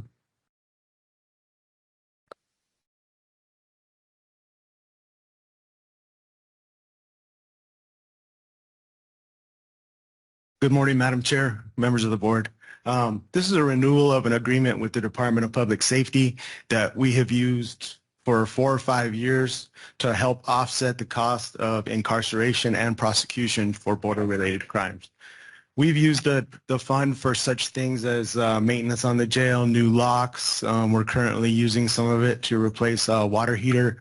I know the county attorney's office most recently used some of the funds for a accident reconstruction scanner. So they really assist in what we do. Any further questions or comments from board members? You betcha. Thanks for coming, Mr. Bradshaw. Yes, sir. With your handout that I gave you, number 12. Got it. On the front, it says Cochise County certifies its agencies will comply fully with ARS 11-1051 of the law, and the entirety of ARS 11-1051 is attached to the following page, and it says cooperation and assistance in enforcement of immigration laws, indemnification. I'm not going to read the whole thing, but it says no official agency of the state or county may limit or restrict the enforcement of federal immigration laws to less than the full extent permitted by federal law. So I'm going to go on to a quote from Arizona hero Russell Pierce. The authority to make arrests for federal offenses under 18 U.S.C. 3041 extends to the state and local law enforcement officers. It has citations U.S. versus Bodock and Mueller versus Mena in 2005. Continuing with Mr. Pierce's comments, may he rest in peace. So we see that the sanctuary issue is not a question of state authority to make immigration arrests at all. Rather, the issue is a state's constitutional requirement to enforce federal immigration law. And finally, quoting Russell Pierce, any decision by law enforcement not to enforce immigration laws is a political decision by politicians and local police chiefs, not lack of authority. So I have discussed in the past what I have called the sheriff's ambiguity or about this issue, and basically what he said was, trust me, I know what I can and cannot do. No, I can't reference enforce immigration laws. And I can go do it, but you're challenging me to do something that is against the law. So that is what we've heard from the sheriff in the past. And this grant requires, it says, county certifies its agencies, that means the sheriff and the county attorney, will fully comply with ARS 11-1051 of the law. And when I pressed the county attorney on this issue as to why his office would enforce federal drug laws but not federal immigration laws, he allowed that there was no hard line, and I don't have the entire quotation in front of me, but I remember the instance. He was here with us at that time. So I wonder if, like with the previous issues of border security and the issue of preventing entry, which really wasn't preventing entry, but was actually allowing entry, chasing people around, apprehending them, turning them over to the Border Patrol, who subsequently let them go. Are we pretending that we will enforce 1051, or will our agencies really do it as stated? That is the question. So I think, did you say Mr. McIntyre was going to join us? I have his name here as one of the people who brought this agenda item to us. Apparently, It's a combination grant, and we agree on what we spend it on. So if they have an expenditure, they call us and say, hey, we want $50,000 for this, and we agree whether we should do it or not. So it's a combined grant, so I'm here speaking on both of our behalf. Okay. Ms. Judd, do you have any questions or comments about this grant that we've been utilizing for the past 4 or 5 years? I don't. Thank you. Any other Well, questions? here's a question for Mr. Bradshaw. Are we pretending that we will enforce 11-1051, or will our agencies really do it? Mr. Crosby, we have referred this to the county attorney, and in form, they agree that we are in compliance and have been in compliance with this agreement with the Department of Public Safety. Okay, does that include, do you speak for the sheriff today? I speak for the jail and the county attorney on this issue. But let's see. This is to offset costs for incarceration I and understand. prosecution. So Right, it does for the say incarceration side of it. county certifies its agencies. That's everything. Right. And the It's county easy. attorney said that yes, we're in compliance. So that's why I'm here today. So that Well, means, as you stated, though, the law is cooperation and assistance. It doesn't say enforcement. It says cooperation and assistance. well, let's see. It says, I think Ms. Madam Judd and I are Chair. comfortable that we're Madam Chair, if I can just interject, because what Supervisor Crosby really is asking is a legal question. And ARS 11-1051 is a valid statute. It's been reviewed by the United States Supreme Court. Back in 2012, there were a number of statutes that concerned border issues and illegal immigrants into the country that were challenged, that the Arizona legislature tried to pass, that were challenged all the way up to the Supreme Court of the United States. The Supreme Court of the United States has made it very clear that border issues and illegal immigration are the realm of the federal government. They struck down most of the statutes. The one statute that they did not struck down because it was amended was ARS 11-1051, which requires some cooperation of the local law enforcement with the federal agencies. It does not give the sheriff or the local law enforcement any type of broad discretion or authority to enforce border issues or anything having to do with illegal immigrants. The Supreme Court case is Arizona versus United States. It's the citations Arizona v. U.S. 567 U.S. 387. It was decided in 2012. The Sheriff's Office is fully in compliance with the terms the way that it is written. I think the first paragraph, paragraph A, is very clear. And it says, no county may limit or restrict the enforcement of federal immigration laws to less than the full extent permitted by federal law. And if I think that you're saying that that is not enforcement, Ms. Roberts? What I'm saying to you is you are misreading the statute once again, Supervisor Crosby. That portion of the statute saying exactly what I'm trying to tell you is that local government cannot overstep their bounds of what the federal government is responsible for. However, in this particular statute, there is a cooperation that is there between the federal government and the local law enforcement agency that is allowable, that has been reviewed by the United States Supreme Court, but nothing else. Thank you. Well, I Mr. do have Crosby, these for your other opinion. federal case statutes that Mr. Crosby, I would be your glad opinion to has been save with noted. you. Well, that's fine, Madam Chair, but you don't have to interrupt me. Do you? You've said the same thing over and over here, so apparently you don't want to approve this, and we heard that. No, what I'm looking for is what is the commitment of the county? What is the commitment of the sheriff? What is the commitment of the county attorney? No, That's what I'm trying to I'm sure what I'm saying is this agreement has been reviewed for the appropriateness as to form and content and what's in the agreement, and I'm telling you that the county is in compliance with the requirements of the grant. Do you have any other comments, Ms. Judd? I heard you say no once. I'm asking you one time again before I call for the vote. I don't. Thank you. Okay. Any last comment? No, thank you. Okay. All those in favor say aye. Aye. Chair votes aye, and it's unanimous and so ordered. Thank you, Mr. Bradshaw. Thank you, ma'am. Item number 13 is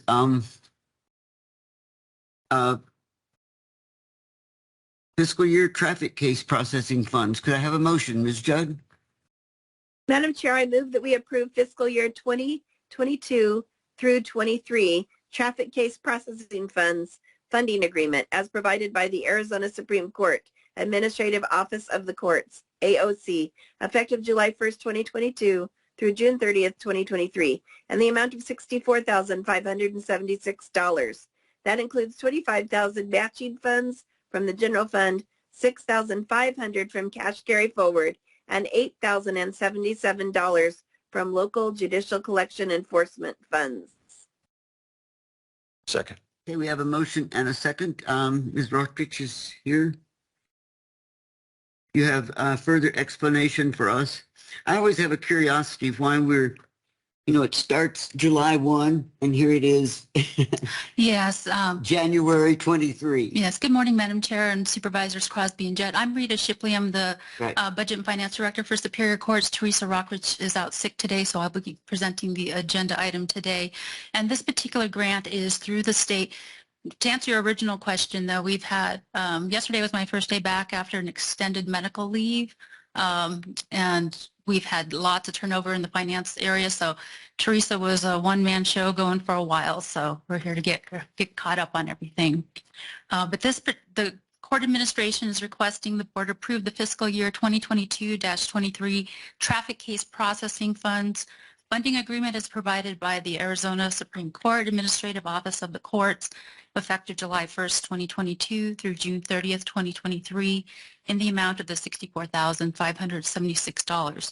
This does include $25,000 from the state, matching funds of $25,000 from general fund. We use $6,500 from our cash carry forward balance and $8,077 for the local judicial collection enforcement funds.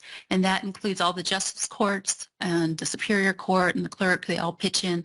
This particular funding agreement provides wages, employer-related expenses, and operating expenses for one full-time equivalent field trainer position. This field trainer position provides full-time on-site business processing training and the state computer support for the Superior, Justice, and Municipal Courts throughout Cochise County. So I would like to request approval, and I'd be happy to answer any further questions you may have. Good explanation. Any questions, comment? Not at this time. Ms. Judd? No, I don't. Then you must have explained it well, Ms. Shipley. Oh, thank you. Thank you. We have a motion and a second. If there's no further questions or comments, I'll call for the vote. All those in favor say aye. Aye. Aye. Chair votes aye, and it's unanimous and so ordered. Thank you. I'm glad you're back at work. Number 14.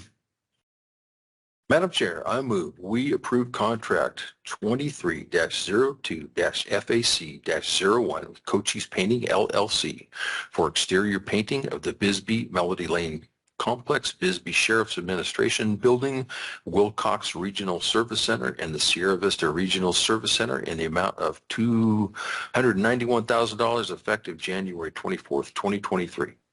I'll second it. We have a motion and a second. Mr. Mraz is here. If you have any questions for him, it seems pretty clear. Anyone have any questions? We all know that everything needs to be painted every once in a while. We all know Mr. Meadows does a good job. Right. Great. And that's in his budget. And we've been notified of that. So this is an easy one. Thanks. I don't think there are any questions. We have a motion and a second, unless you want to add something to this so that we might turn it down, Henry. I think I best stay quiet then. Okay. All those in favor say aye. Aye. Aye. Chair votes aye, and it's unanimous and so ordered. The next one, item number 16. No, number 15. Number 15. Go ahead, Ms. Judd. Madam Chair, I move that we approve proposals with Classic Roofing under Maricopa County Contract 210137-S and Train Corporation under Omni Contract 15-JLP-023 for roof coating services and the replacement of heating, ventilation, and air conditioning HVAC units at 100 Colonia de Salud Building B, and the amount of $441,631 effective January 4th, 2023. Second. I have a motion and a second. Do you have these things on a rotating schedule now so that we don't hit them all at one time? We're not quite on a rotating schedule yet, Madam Chair. I'm working on that, and I think that is going to come up a lot sooner than later, because one of the things this particular system, as do many of the other systems that we still have, they operate on an R22 refrigerant coolant that is now no longer being manufactured. So what's out there in the warehouses, that's it. And it's now anywhere between $2,000 and $3,000 for a bottle. A bottle is about the size of a propane tank. So I'm kind of glad we're nudging forward on these, because that refrigerant is it's going to be harder to get, and at some point, probably in the next couple of years, will be obsolete. So this system is about 20 to 22 years old. I have been up there, and it is still working, and I don't know how. It has been through some horrendous weather conditions and hail, and the aluminum fins are like obliterated on those units. So it is in need of being serviced. The company did advise me, Train did advise me, that there's about a 6-month lead time on this. So we will probably be looking at installing this system in the fall at a point in time when it's not too hot and it's not cold yet. That way we don't inconvenience the employees. We hope that it works till then. I have pretty good confidence that it's been holding up. It's amazing when you see it, the condition that it's in. But the company's gonna pull the units off. We're gonna get a new roof coating system with a warranty on it put down, and then the new units will go on top of that. Any questions or comments on this issue with Mr. Mraz? Thank you very much, Mr. Meadows, for being here. Oh, you're welcome. Ms. Judd, any comments? No, thank you. Okay, we have a motion and a second. All those in favor say aye. Aye. Chair votes aye, and it's unanimous and so ordered. Thank you, Henry. Welcome. Okay, we're down to item number 16. It is a tabled item, and I need to have it removed from the table. Not sure how to say that. Madam Chair, I move that we remove from the table from the meeting of December 27th, 2022, which was a special meeting, the motion that was to approve warrant 59106 for an invoice from Pierce Coleman PLLC dated December 1st, 2022, and the amount of $30,715.50 for the representation of Lisa Mara, Director of Elections. Second. Okay, we have a motion and a second to remove this item from the table. I'll call for the vote. All those in favor say aye. Need a discussion? About removing it from the table? No, that's okay. We're just Great. removing it. I get it. Okay, all those in favor say aye. Aye. Aye. Chair votes aye, and it's unanimous. And now it has been removed from the table, and so we have item number 16, which is to approve warrant 59106. Could I have a motion for that, please? So we can have discussion. I'll do it again. Madam Chair, I move that we approve warrant 59106 for an invoice from Pierce Coleman PLLC dated December 1st, 2022, and the amount of $30,715.50 for the representation of Lisa Mara, Director of Elections. Second. Okay, I have a motion and a second. So now we can have discussion on this issue. Okay.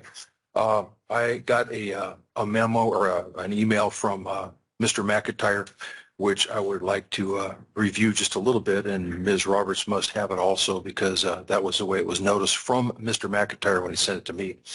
And it says this litigation did not concern the matters of open meeting laws with regard to Ms. Mara and her case and the costs associated and so on. And Mr.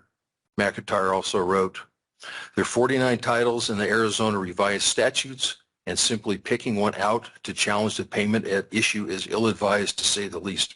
However, I would like to know what other statutes that he's talking about, and maybe we'll find that out. But I didn't simply pick one out. I used the statute from the Welch case. And referring to the Welch case once again, I will see what I wrote over here. This is ARS 3843107B. A public body shall not expend public monies to employ or retain legal counsel to provide legal services or representation to the public body or any of its officers in any legal action commenced pursuant to any provisions of this article unless the public body has the authority to make the expenditure pursuant to other provisions of the law and takes legal action at a properly noticed open meeting approving the expenditure before incurring any obligation or indebtedness. Now, the last time I brought this up, it was with the settlement of the Welch case, and Ms. Roberts said that this statute was not relevant, and I believe that it is, because if you go back to paragraph A of the same section, it says, any person affected by an alleged violation of this section, the Attorney General or the County Attorney for the county in which the alleged violation of this article occurred may commence a suit in the Superior Court of the county in which the public body ordinarily meets for the purpose of requiring compliance with or the prevention of violations of this article by the public body as a whole, or to determine the applicability of this article as to matters or legal actions of the public body. And so what I believe applies here is the applicability of this article. So, Madam Chair, if I can respond to Supervisor Crosby, you are once again taking a isolated statute out of a bunch of statutes and misconstruing it. That statute is found in the open meeting law and has to do with the board retaining counsel for themselves when there is an open meeting law issue. This is an entirely different situation where Lisa Mara was named in the lawsuit that had to do with the recount, the hand count that the board was trying to direct her to do. That statute is totally inapplicable to this situation and is what County Attorney McIntyre tried to point out to you about reading statutes in isolation. well, I am not saying that it applies, as I mentioned when I started, I'm not saying that it applies to the Mara's case or Mara's bill. I'm saying it applies to the county attorney, okay? And it does not apply to the county attorney. And in this situation, the county attorney had a conflict and could not represent Lisa Mara. However, the county is responsible for providing for representation for Lisa Mara. So the county attorney reached out first to other county attorneys to see if we could get them to represent Lisa Mara in this situation, as we cannot be adverse to you as to the board in the county attorney's office. None of the county attorney's office that we've reached out to in other counties had the ability or the interest in representing Lisa Mara in this situation, so we had to go to outside counsel. Okay. And finally, Mr. McIntyre writes, I hope that you will consider the potential future impact for the county's ability to engage professional services when needed, if this is what professionals can expect when their bills come due. But I find that the height of hypocrisy from the county attorney, as he wrote this November 10th, 2022 letter, basically, to make a long story short, saying that elected officials in Cochise County were radioactive, and attorneys like Mr. Lasota and Mr. Blem, who I have retained, and Mr. Culloden, who I tried to retain, I couldn't get an attorney prior to the second case. So I find it unusual. Excuse me, Ms. I'll just repeat myself. I have a response for you. I have a response for you because, again, you were misconstruing You can wait till I'm done. Mr. McIntyre. Well, let me respond to this Let's be point. courteous to each other. You are misconstruing what Mr. McIntyre put in there. What he's trying to convey to you is by giving such a difficult time and paying a bill for services that we had to go to outside counsel for in the future, should this county again be in a situation where the county attorney has a conflict of interest or doesn't have the requisite, it's a very specialized area and we need to go out and get additional counsel, the fact that there may be problems getting their bill paid may very well prevent them from wanting to help us. And that is what he's trying to convey to you in that email. Okay. Can I speak uninterrupted? Okay. Like I said, here's this letter from Mr. McIntyre, which I consider to be a threatening letter, which has a laundry list of potential charges that might be inflicted on somebody. And this is issued prior to us going to the second hearing when we showed up and didn't have a lawyer present. So as I said, I find Mr. McIntyre's comments about the difficulty of getting professional services to be the height of hypocrisy. Thank you very much. And that's your opinion. Thank you. Ms. Judd, do you have any comments or reasons why we should not pay this bill? Well, first I want to say I have to really actually agree. I was named and defamed and put through a lot, and that we've not mentioned that letter publicly, but that letter that came out on a weekend by our county attorney was difficult, and I try to put it out of my mind. But had I had not been actively moving towards anything that those charges that he suspected and notified attorneys all over the world. But anyway, this is off the subject. Sorry about that. So yeah, that was difficult. I'm sorry. That kind of blew my mind. All right. So today I discovered in my investigation, I don't know why I hadn't seen this letter a few days ago, but the letter from the Pierce Law Group. I am acquainted with Mr. Pierce.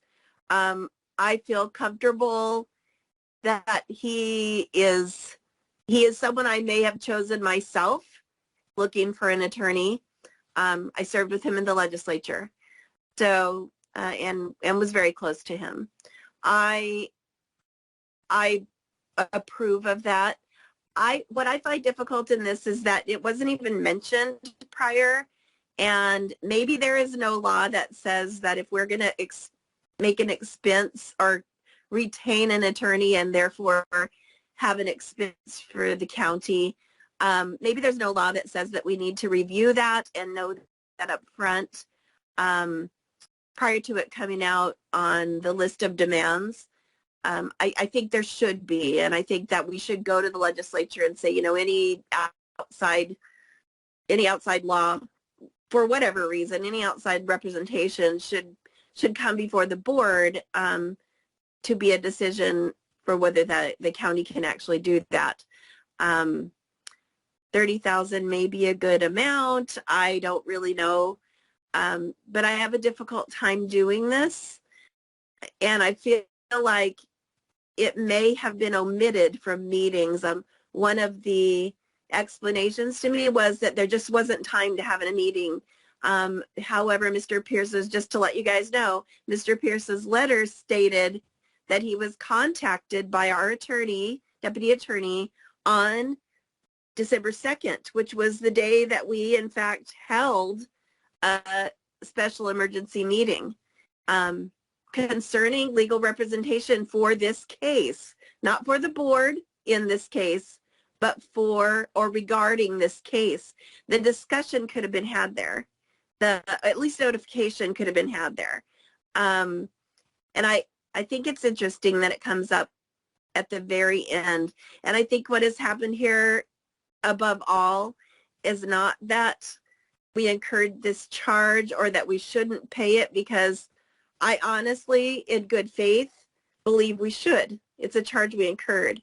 But that we weren't notified, that we didn't know ahead of time, that or even during the process, how this arrangement was made. I find it frustrating that it's costing some, or that there is a cost incurred that we did not have a heads up on until the bill arrived. So we need to communicate better, and we need to have an understanding that there are going to be differences, and we need not to play petty games. And I felt like there were a lot of petty games being played, and I've seen it played out in other counties as well. And there shouldn't be a division between the attorneys and the supervisors. We should be able to sit down and talk together. And I just want, I kind of wanted to say and vote for this today, but I feel like I want to also, with this, extend kind of an olive branch to say, okay, you know, from now on we need to talk out our differences and not make accusations and send out bad letters to other attorneys. We need to not do that. Or whatever we say behind closed doors, we need to be careful that we have a working relationship even if we don't agree. So this could be an olive branch on my part, so take it that way. That's all. As a comment, I think that the county attorney made it very clear to the board when the decision was made to go forward and go against their wishes that they were not going to be able to represent us or the county. And so I think that's where it kind of fell apart, is that maybe all members of the board didn't realize that since they thought they were getting their fees paid, that there were other people who needed to be represented that were named in these conflicts. And so I think it was simply a matter of not knowing, but the county attorney does have authority to hire other lawyers. And of course, we can't take that authority away from him. Did you have a comment? Indeed. This is the second time this has happened, the other one being the Welch case. And it may be that the county attorney has found a loophole in the open meeting law, or maybe he hasn't, and this just shouldn't be happening. But since, as I point out, this is the second time it's happened, it is likely to happen again if we don't get it straightened out. I have to agree with that.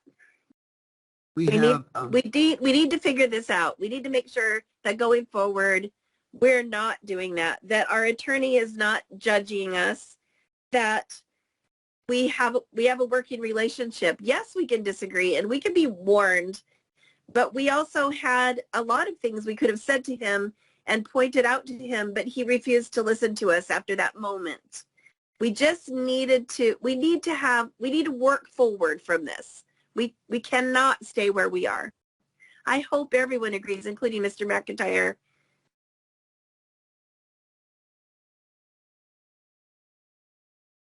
I think everyone's made the statements that they wish to make.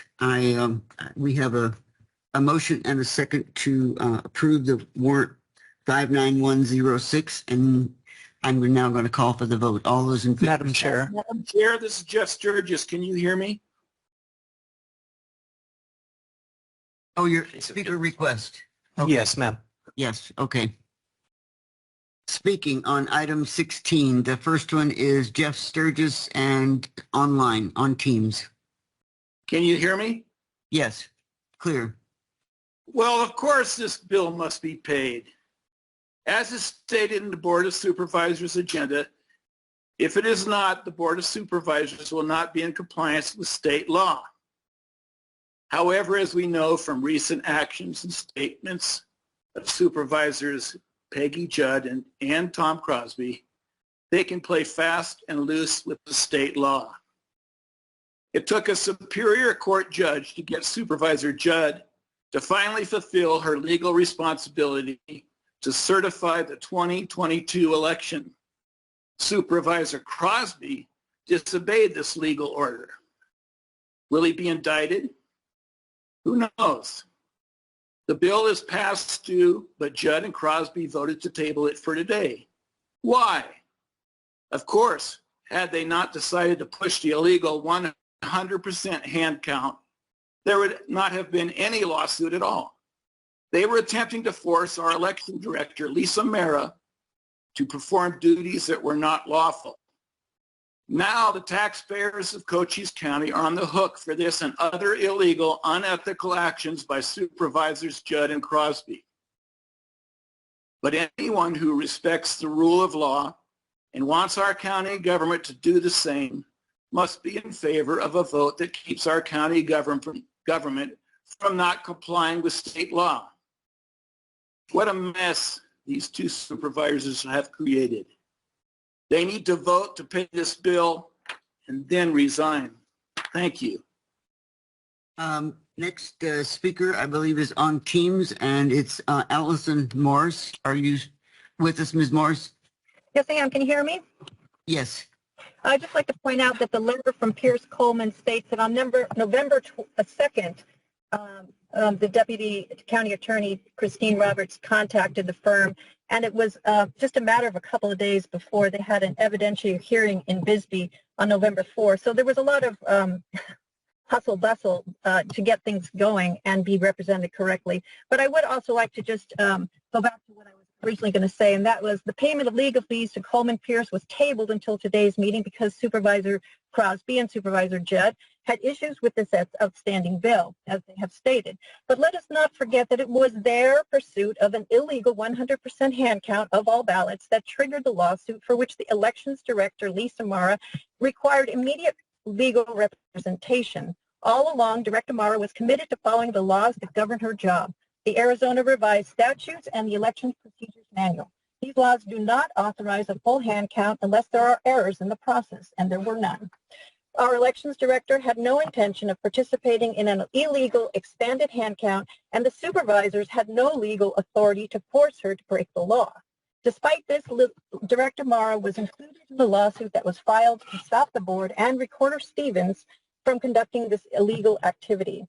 Supervisors Crosby and Judd were warned repeatedly that if they pursued this unlawful direction, they would not be represented by our county attorney nor covered by the county's insurance, since they were knowingly and willingly breaking the law. When discussion came up about potential lawsuits, Supervisor Crosby expressed absolute confidence at the October 26th emergency meeting by saying, "I don't plan on incurring any costs because we're going to win."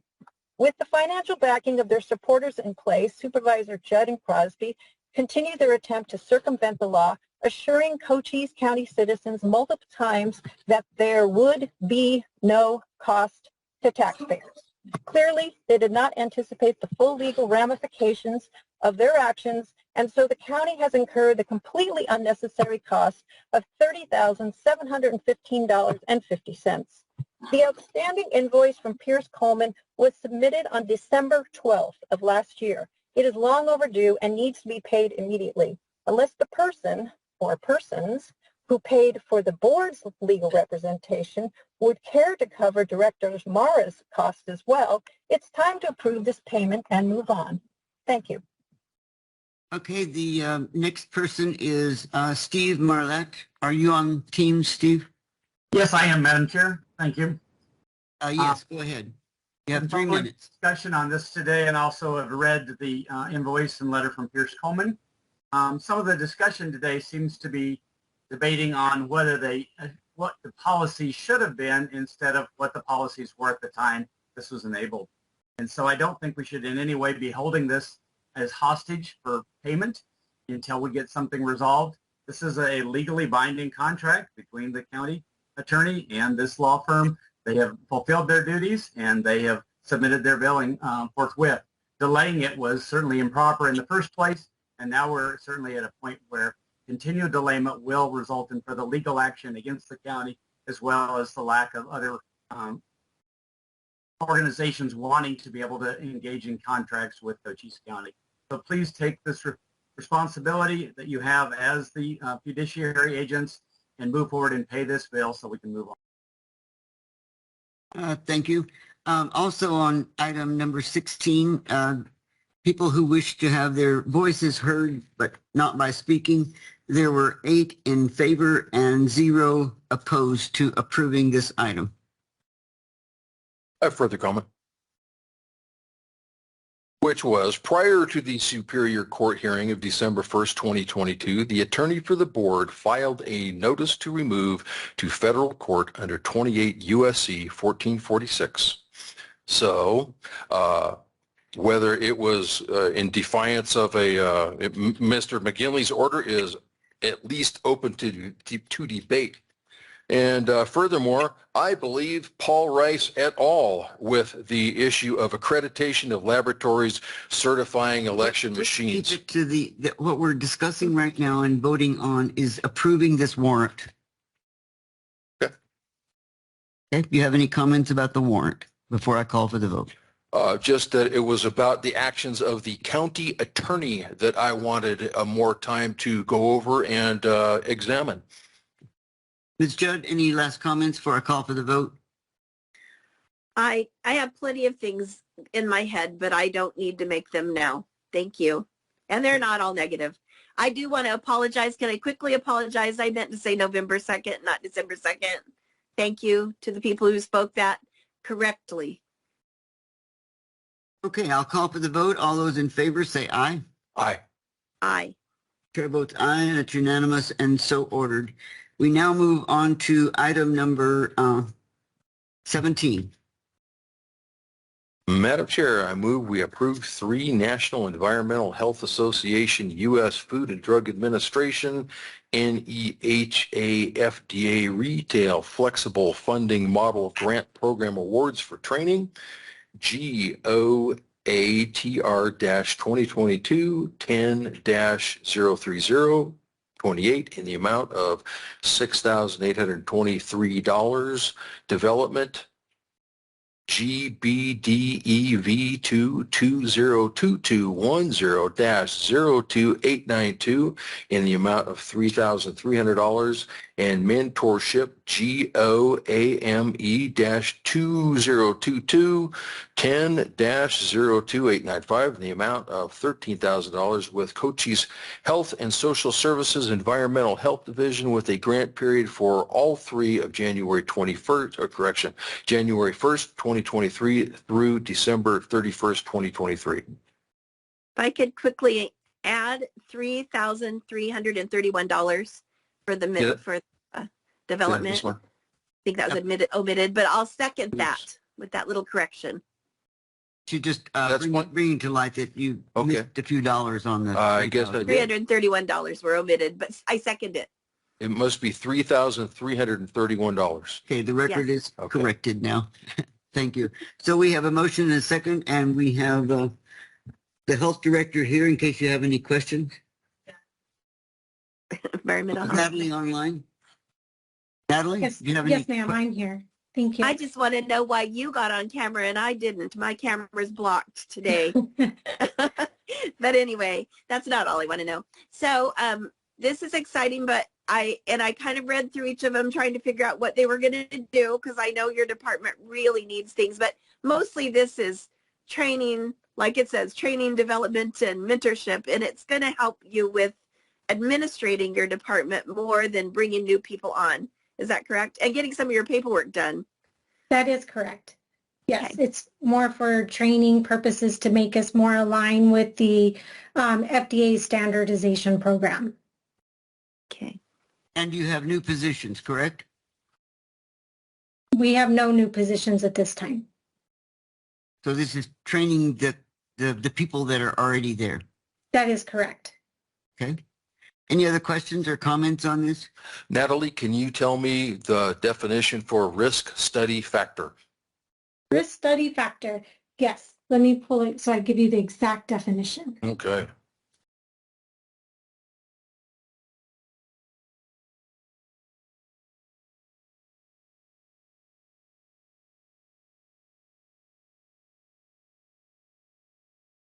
It is definition for it. It's a study which is on occurrence of the 5 foodborne illness risk factors that are listed in the code. So it's basically, it's a conducting on where in our county that we have the highest risk factors that are in those 5. So that's really what the risk factor study is to determine where those are located in our establishments and how often we are seeing those risks, high risk for foodborne illnesses are located. And then how do we address that to reduce those risk factor studies for in our establishments and to our citizens of the county that eat out at these establishments. Thank you, Natalie. So the goal is data collection. That is the main point of this. Is that correct? Or am I mistaken? Yes, it's about collecting data and how to properly collect and develop that study factor so we can get those pinpointed down. Thank you. You're welcome. Any questions or comments, Ms. Judd? No more. Thank you. Okay, then we have a motion and a second. So now I'll call for the vote. All those in favor say aye. Aye. Aye. Chair votes aye, and it's unanimous and so ordered. We now go to item number 18, Resolution 2305. Ms. Thompson. Oh, it says Alicia Thompson here. That's okay. I can take care of that one. Sorry. Let's get a motion on the floor, please. Madam Chair, I move that we adopt Resolution 2305, amending Resolution 13-36 to correct errors in the Environmental Health Sanitary Code effective January 24th, 2023. Second. Okay, we have a motion and a second. This resolution basically just corrects and brings our sanitary code up to date with current FDA guidelines. Okay. So when the laws change, we need to change the resolution. Correct. It's that simple. It's that simple. Okay. Do you have any examples of that off the top of your head? I would defer to Natalie. Natalie, do you have an example that you could give to Supervisor Crosby? Correcting errors in environmental health sanitary code. Maybe instead of saying errors, we should have said upgrades or... Updates, yes. So really what it was, it's some of them were to align with the new Arizona Administrative Code and the Arizona Revised Statutes that just were updated last year. So one of them would be for the verbiage to add non-latex single-use gloves versus just regular food service gloves to adhere to those that have latex allergies. The other one is to add in the new mobile food unit law that the Arizona Revised Statute is requiring all states or counties within the state to follow the exact same guidelines set forth by the Arizona Department of Health. Natalie, could you step back from the microphone just a bit? It's kind of garbling and we know you're talking and you're talking fast, but we can't quite understand you. Sure, I'm sorry. Is that better? I believe it is. If you could slow it down a little bit, we might be able to understand you better. Okay, sure. So one of the corrections or addition was to add that when it talks about glove use, is that it specifies non-latex food service gloves because of the latex allergies that many people have. So it's to prevent for allergy purposes. The other example would be with the mobile food unit regulations that went into effect with the Arizona Revised Statutes. So it's to align with those updates that the Arizona Department of Health Services added that we are under delegation agreement to enforce and apply.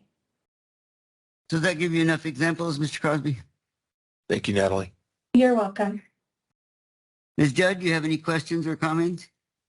I don't have anything else. Thank you. Okay.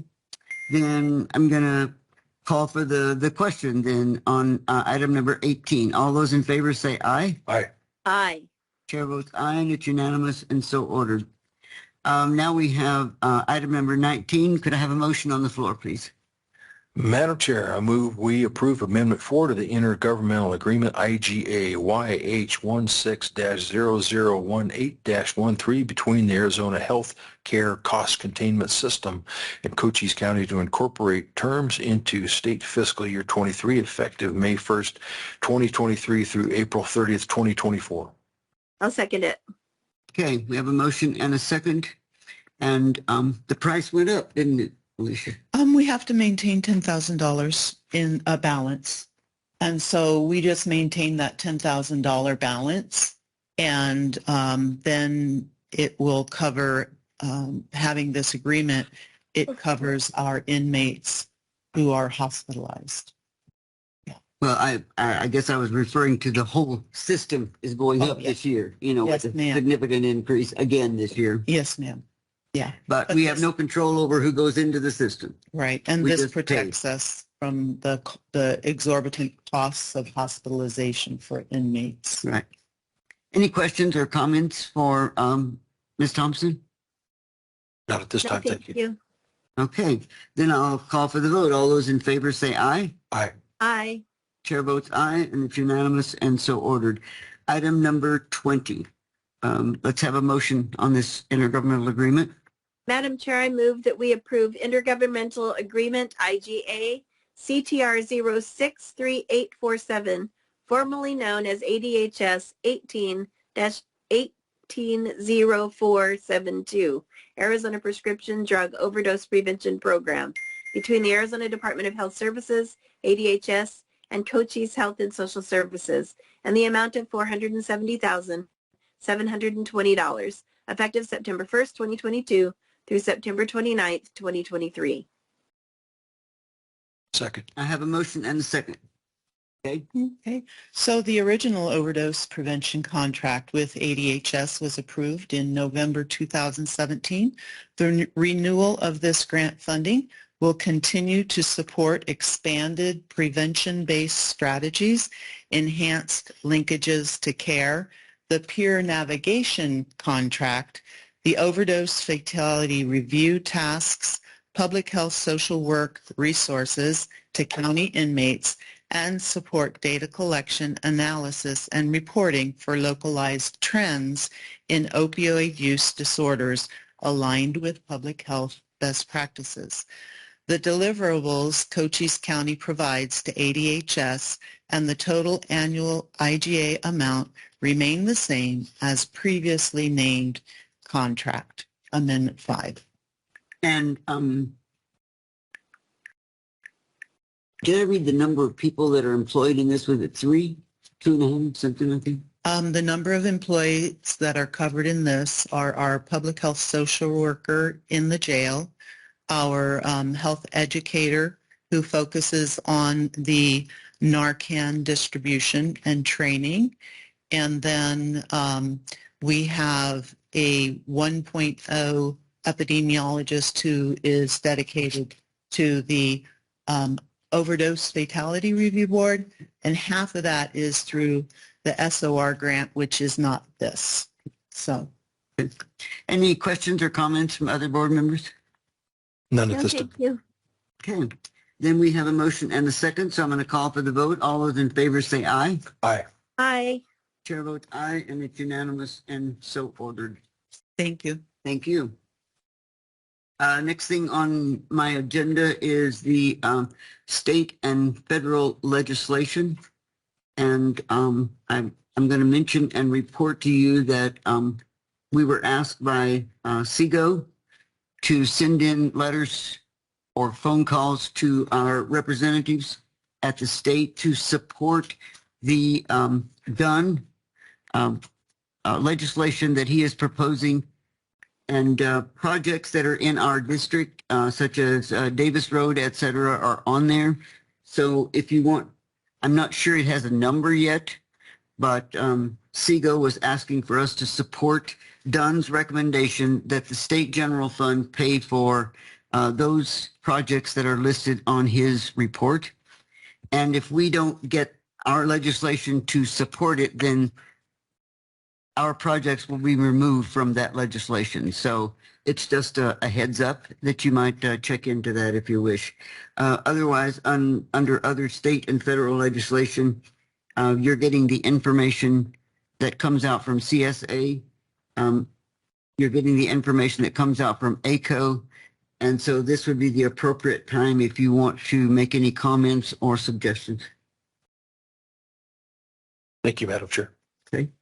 Mr. Kowalska, do you want to make your report now, or should we, I guess we need to recess, have lunch, breaks. We'll be back in here at 1 o'clock. Yes, that is correct, Madam Chair. Okay, back in here at 1 o'clock, and it will be with the possibility of removing from the table item number, help me, Tim, which number was it?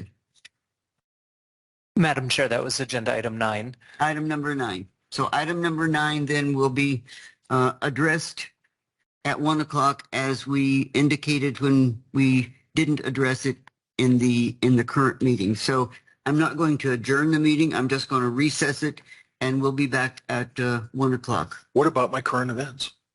Oh, you want to do current events? Sure. I'll do some current events.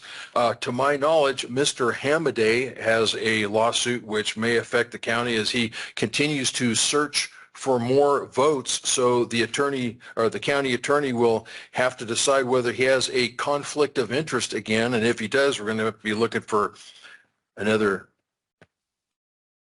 representative. Just to Hopefully. clarify, Mr. Hamaday has already lost his election contest. He's filed a motion for new trial that has not been ruled on upon the court yet. And we may or may, and if that is a situation, that is probably not a situation where the county attorney is going to have any type of a conflict, because we would be nominal parties in that litigation.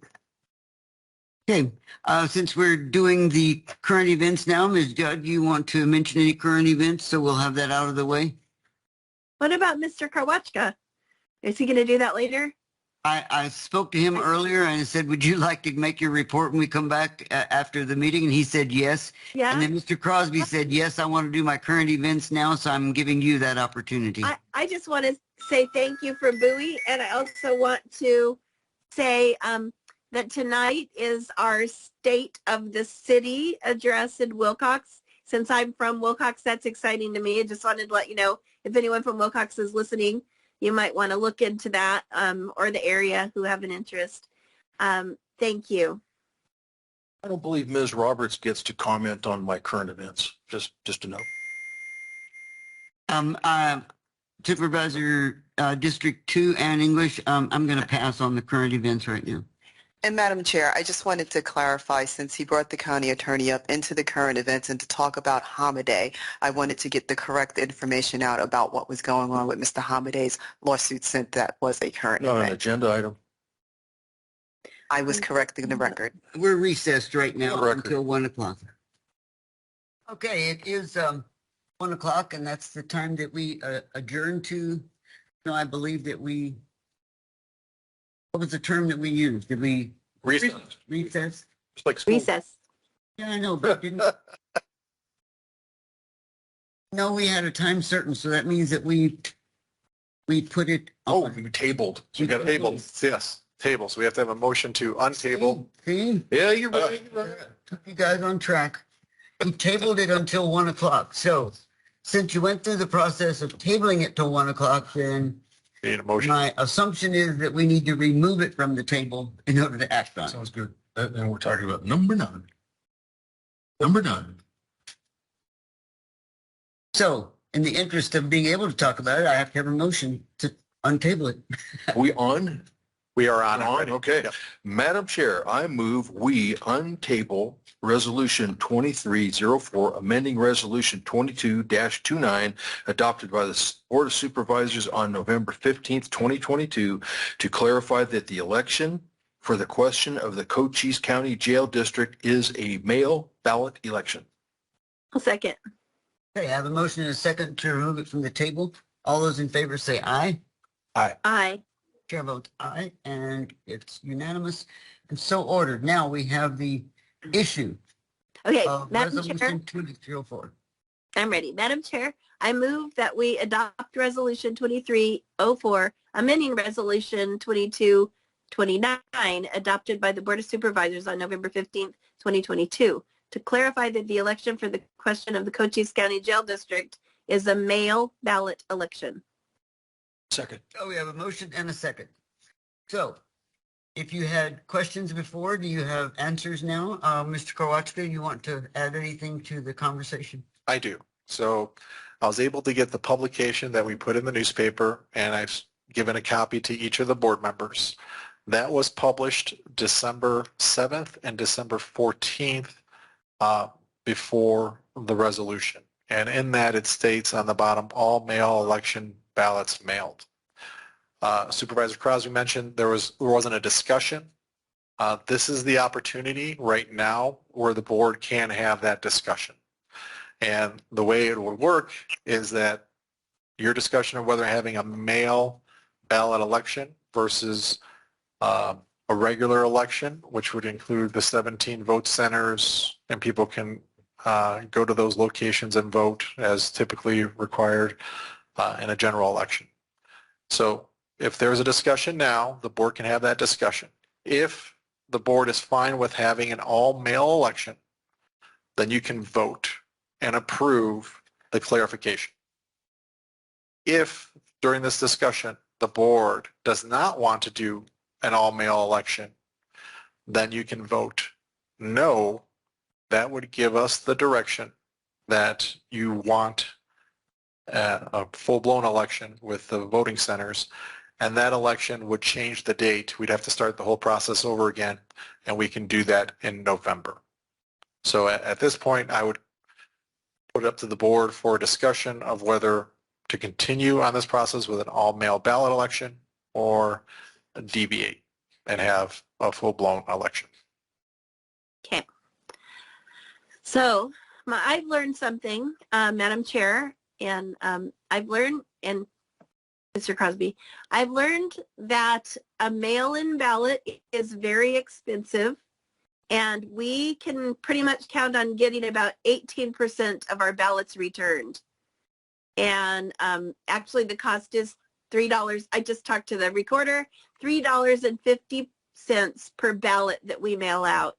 The problem with a special district election is usually they're small. City, the whole title that's put together for mail-in ballot elections is for small groups, maybe a city or, like I said, a special district.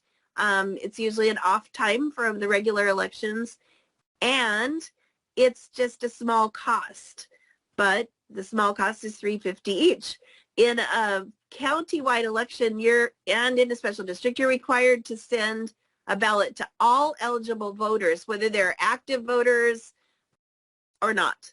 And we're going to just get a very small amount back, like 18% back. It almost would be possibly more effective to have a in-person, I'm just bringing that up, more effective to have it in person and possibly cheaper. And I don't know if it was for this or another reason, but Recorder Stevens did mention that he had asked Ms. Mara for a cost of putting up the polling, setting up the polling locations to compare to the cost of an all mail-in ballot. At least it might be a wash. It might be the same cost. But he's afraid that we're going to waste a lot of money sending out. And well, he told me that. I'm afraid we would waste a lot of money. Now, I haven't had a chance to talk to the sheriff.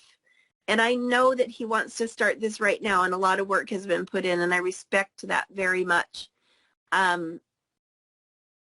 Like I said, I'm okay with the mail-in ballots, actually, for a couple of different reasons. But now that I know the cost and it might be wasted, it's a little bit scary. And then another thing that I learned from our friend, Mr. Stevens, is that it's possible that people, well, it is, he said, that people don't turn out for May elections as easily as November elections. It's hard enough having an off year, but having an off month is even worse. So it comes back to how hard we advertise and how much work we do to get people to fill out those ballots and send them in. But I'm still leaning that direction, like just go with what we've got started and take care of it. But I hadn't considered that people don't really like to, or they lose them or don't really like to turn them back in. And this election might even be worse, being just the one item, and they might not be interested or know what they're getting that ballot for. That's all I have right now. I might have something later. Could I comment on something that you mentioned that kind of puzzles me is if you talk about a real election or election that's not an all-mail, do you realize that probably, I want to use the correct number, but it's somewhere between 70 and 80% of the people vote by mail or vote early. Right. So. And I did clarify that, not 70 or 80% of all the eligible voters, but the ballots that we receive, and I had to check this out too, just now. So the ballots we receive are about 70% to 80% mail-in ballots. The people that are left, that percentage that go to the polling places apparently is a little bit higher of that block of voters. But see, all these are details we don't really have, and it would make this decision easier. I'm kind of for making the decision today because I'm leaning towards that. Hold on. So again, I just wanted a clarification on that, because even if you choose not to change the language today and you want to do the other, you're still addressing 80% of the people are not going to go to the polls anyway. They're going to send in the ballot that's sent to them. So either drop it off or send it in. No, 80% of our voters are mail-in. They choose that. Not all of those 80% get returned either. So it's just it's something that would have to have more, it would have to like look into it like a deep dive and put it on paper to make a decision which one is more effective and more cost effective. And I don't think we can have that. This hour was not long enough to do a deep dive. Like I said, I've been sitting here. I never got up. I started trying to figure it out. And thank you, Mr. Karwatska, for helping with that. But we aren't able to make a deep dive right now. So the thing of it is, though, Ms. Judd, the advertising that's already gone out. I mean, the county's gone through the process as I suppose the consultant helped us to determine, the exact dates of the process and to make sure we followed all of that. So that's already been on public notice to the public that it was going to be an all-mail election. Here at the board, when we had the resolution, those words were not included. If we don't include them today, and you're satisfied that you don't want to do that, then that means we have to start the process all over again. And I'm saying there's some preparation, and thank you for that. There's some preparation or something we might ought to look into, but I believe we have till the 31st, not today. So, but anyway, regardless, maybe that's something we should consider is the actual cost and effectiveness of the election before we make that decision. However, we made that decision in the past. Well, we didn't make the decision. It was just decided and published like that. This discussion maybe should have happened in October. But anyway, it didn't. So here is our chance to talk about it. I just presented that information that I was able to find, and that might have been something we considered prior to publicizing it. I just want to say I'm sorry that this came as a shock to you that we were having an all-mail ballot election. I thought that was understood, and I guess just took it for granted that you knew that it's been advertised as that. So I guess that was the shocking part to me, is that you didn't realize that's what we had signed on to do. So did you have any comments? Well, I looked at the meeting notes and I didn't see any mention of it in the meeting minutes, is what I should have said.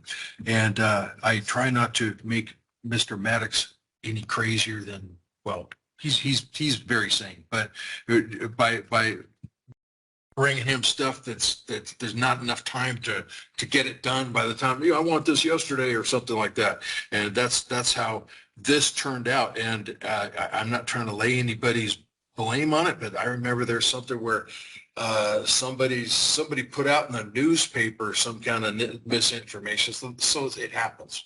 Misinformation happens, and missteps happen with a bureaucracy. So I did see that I said, I encourage honesty in telling the voters about the costs and the interests. And there was the term transparency was mentioned at 55 minutes in here, and meetings and jail bonds were mentioned at 54. And I didn't have time to list the whole show that was on video. That's all my comments. So the decision today is we have a resolution that didn't have this statement in it, a resolution that we passed. The information that we sent out to the public had correct information. So are we willing to change our resolution so that the two match, or are you going to throw out the baby in the bathwater and start over again? That's what it boils down to today. Because we can't go forward with information to the public that says one thing and our resolution that doesn't exactly match that. So a yes vote means that we can fix the resolution, and that's what we're doing here with amending resolution 2229. A no vote means that you're not happy with what we have here and you want further discussion or further action. Is that clear enough? Yes. Yes. Okay. So anything else you want to say before I call for the vote? Okay, we have a motion and a second to adopt resolution 2304, amending resolution 2229. All those in favor say aye. Aye. Chair votes aye. All those opposed? Nay. The records show that Mr. Crosby votes nay, but it's 2-1, and so it is passed and the resolution will be amended. So thank you. There being no further, I think we do have a county administrator's, let me find this here. We didn't have a county administrator's report. If you have one and you'd like to give that to us now. Yes, and this is extremely important, especially I wanted to wait on my comments because I didn't know what direction we were going to go here, but there are pro and con statements for the jail district. So we need pro and con statements. If you are going to submit statements in favor of or against, please do that. And I believe the date is, I don't have it in front of me, but I believe it's February 15th. February 15th, if you go onto our website, on the front page towards the bottom, you'll see the directions of how to email and then send a signed version to Mr. Maddox so he can include it.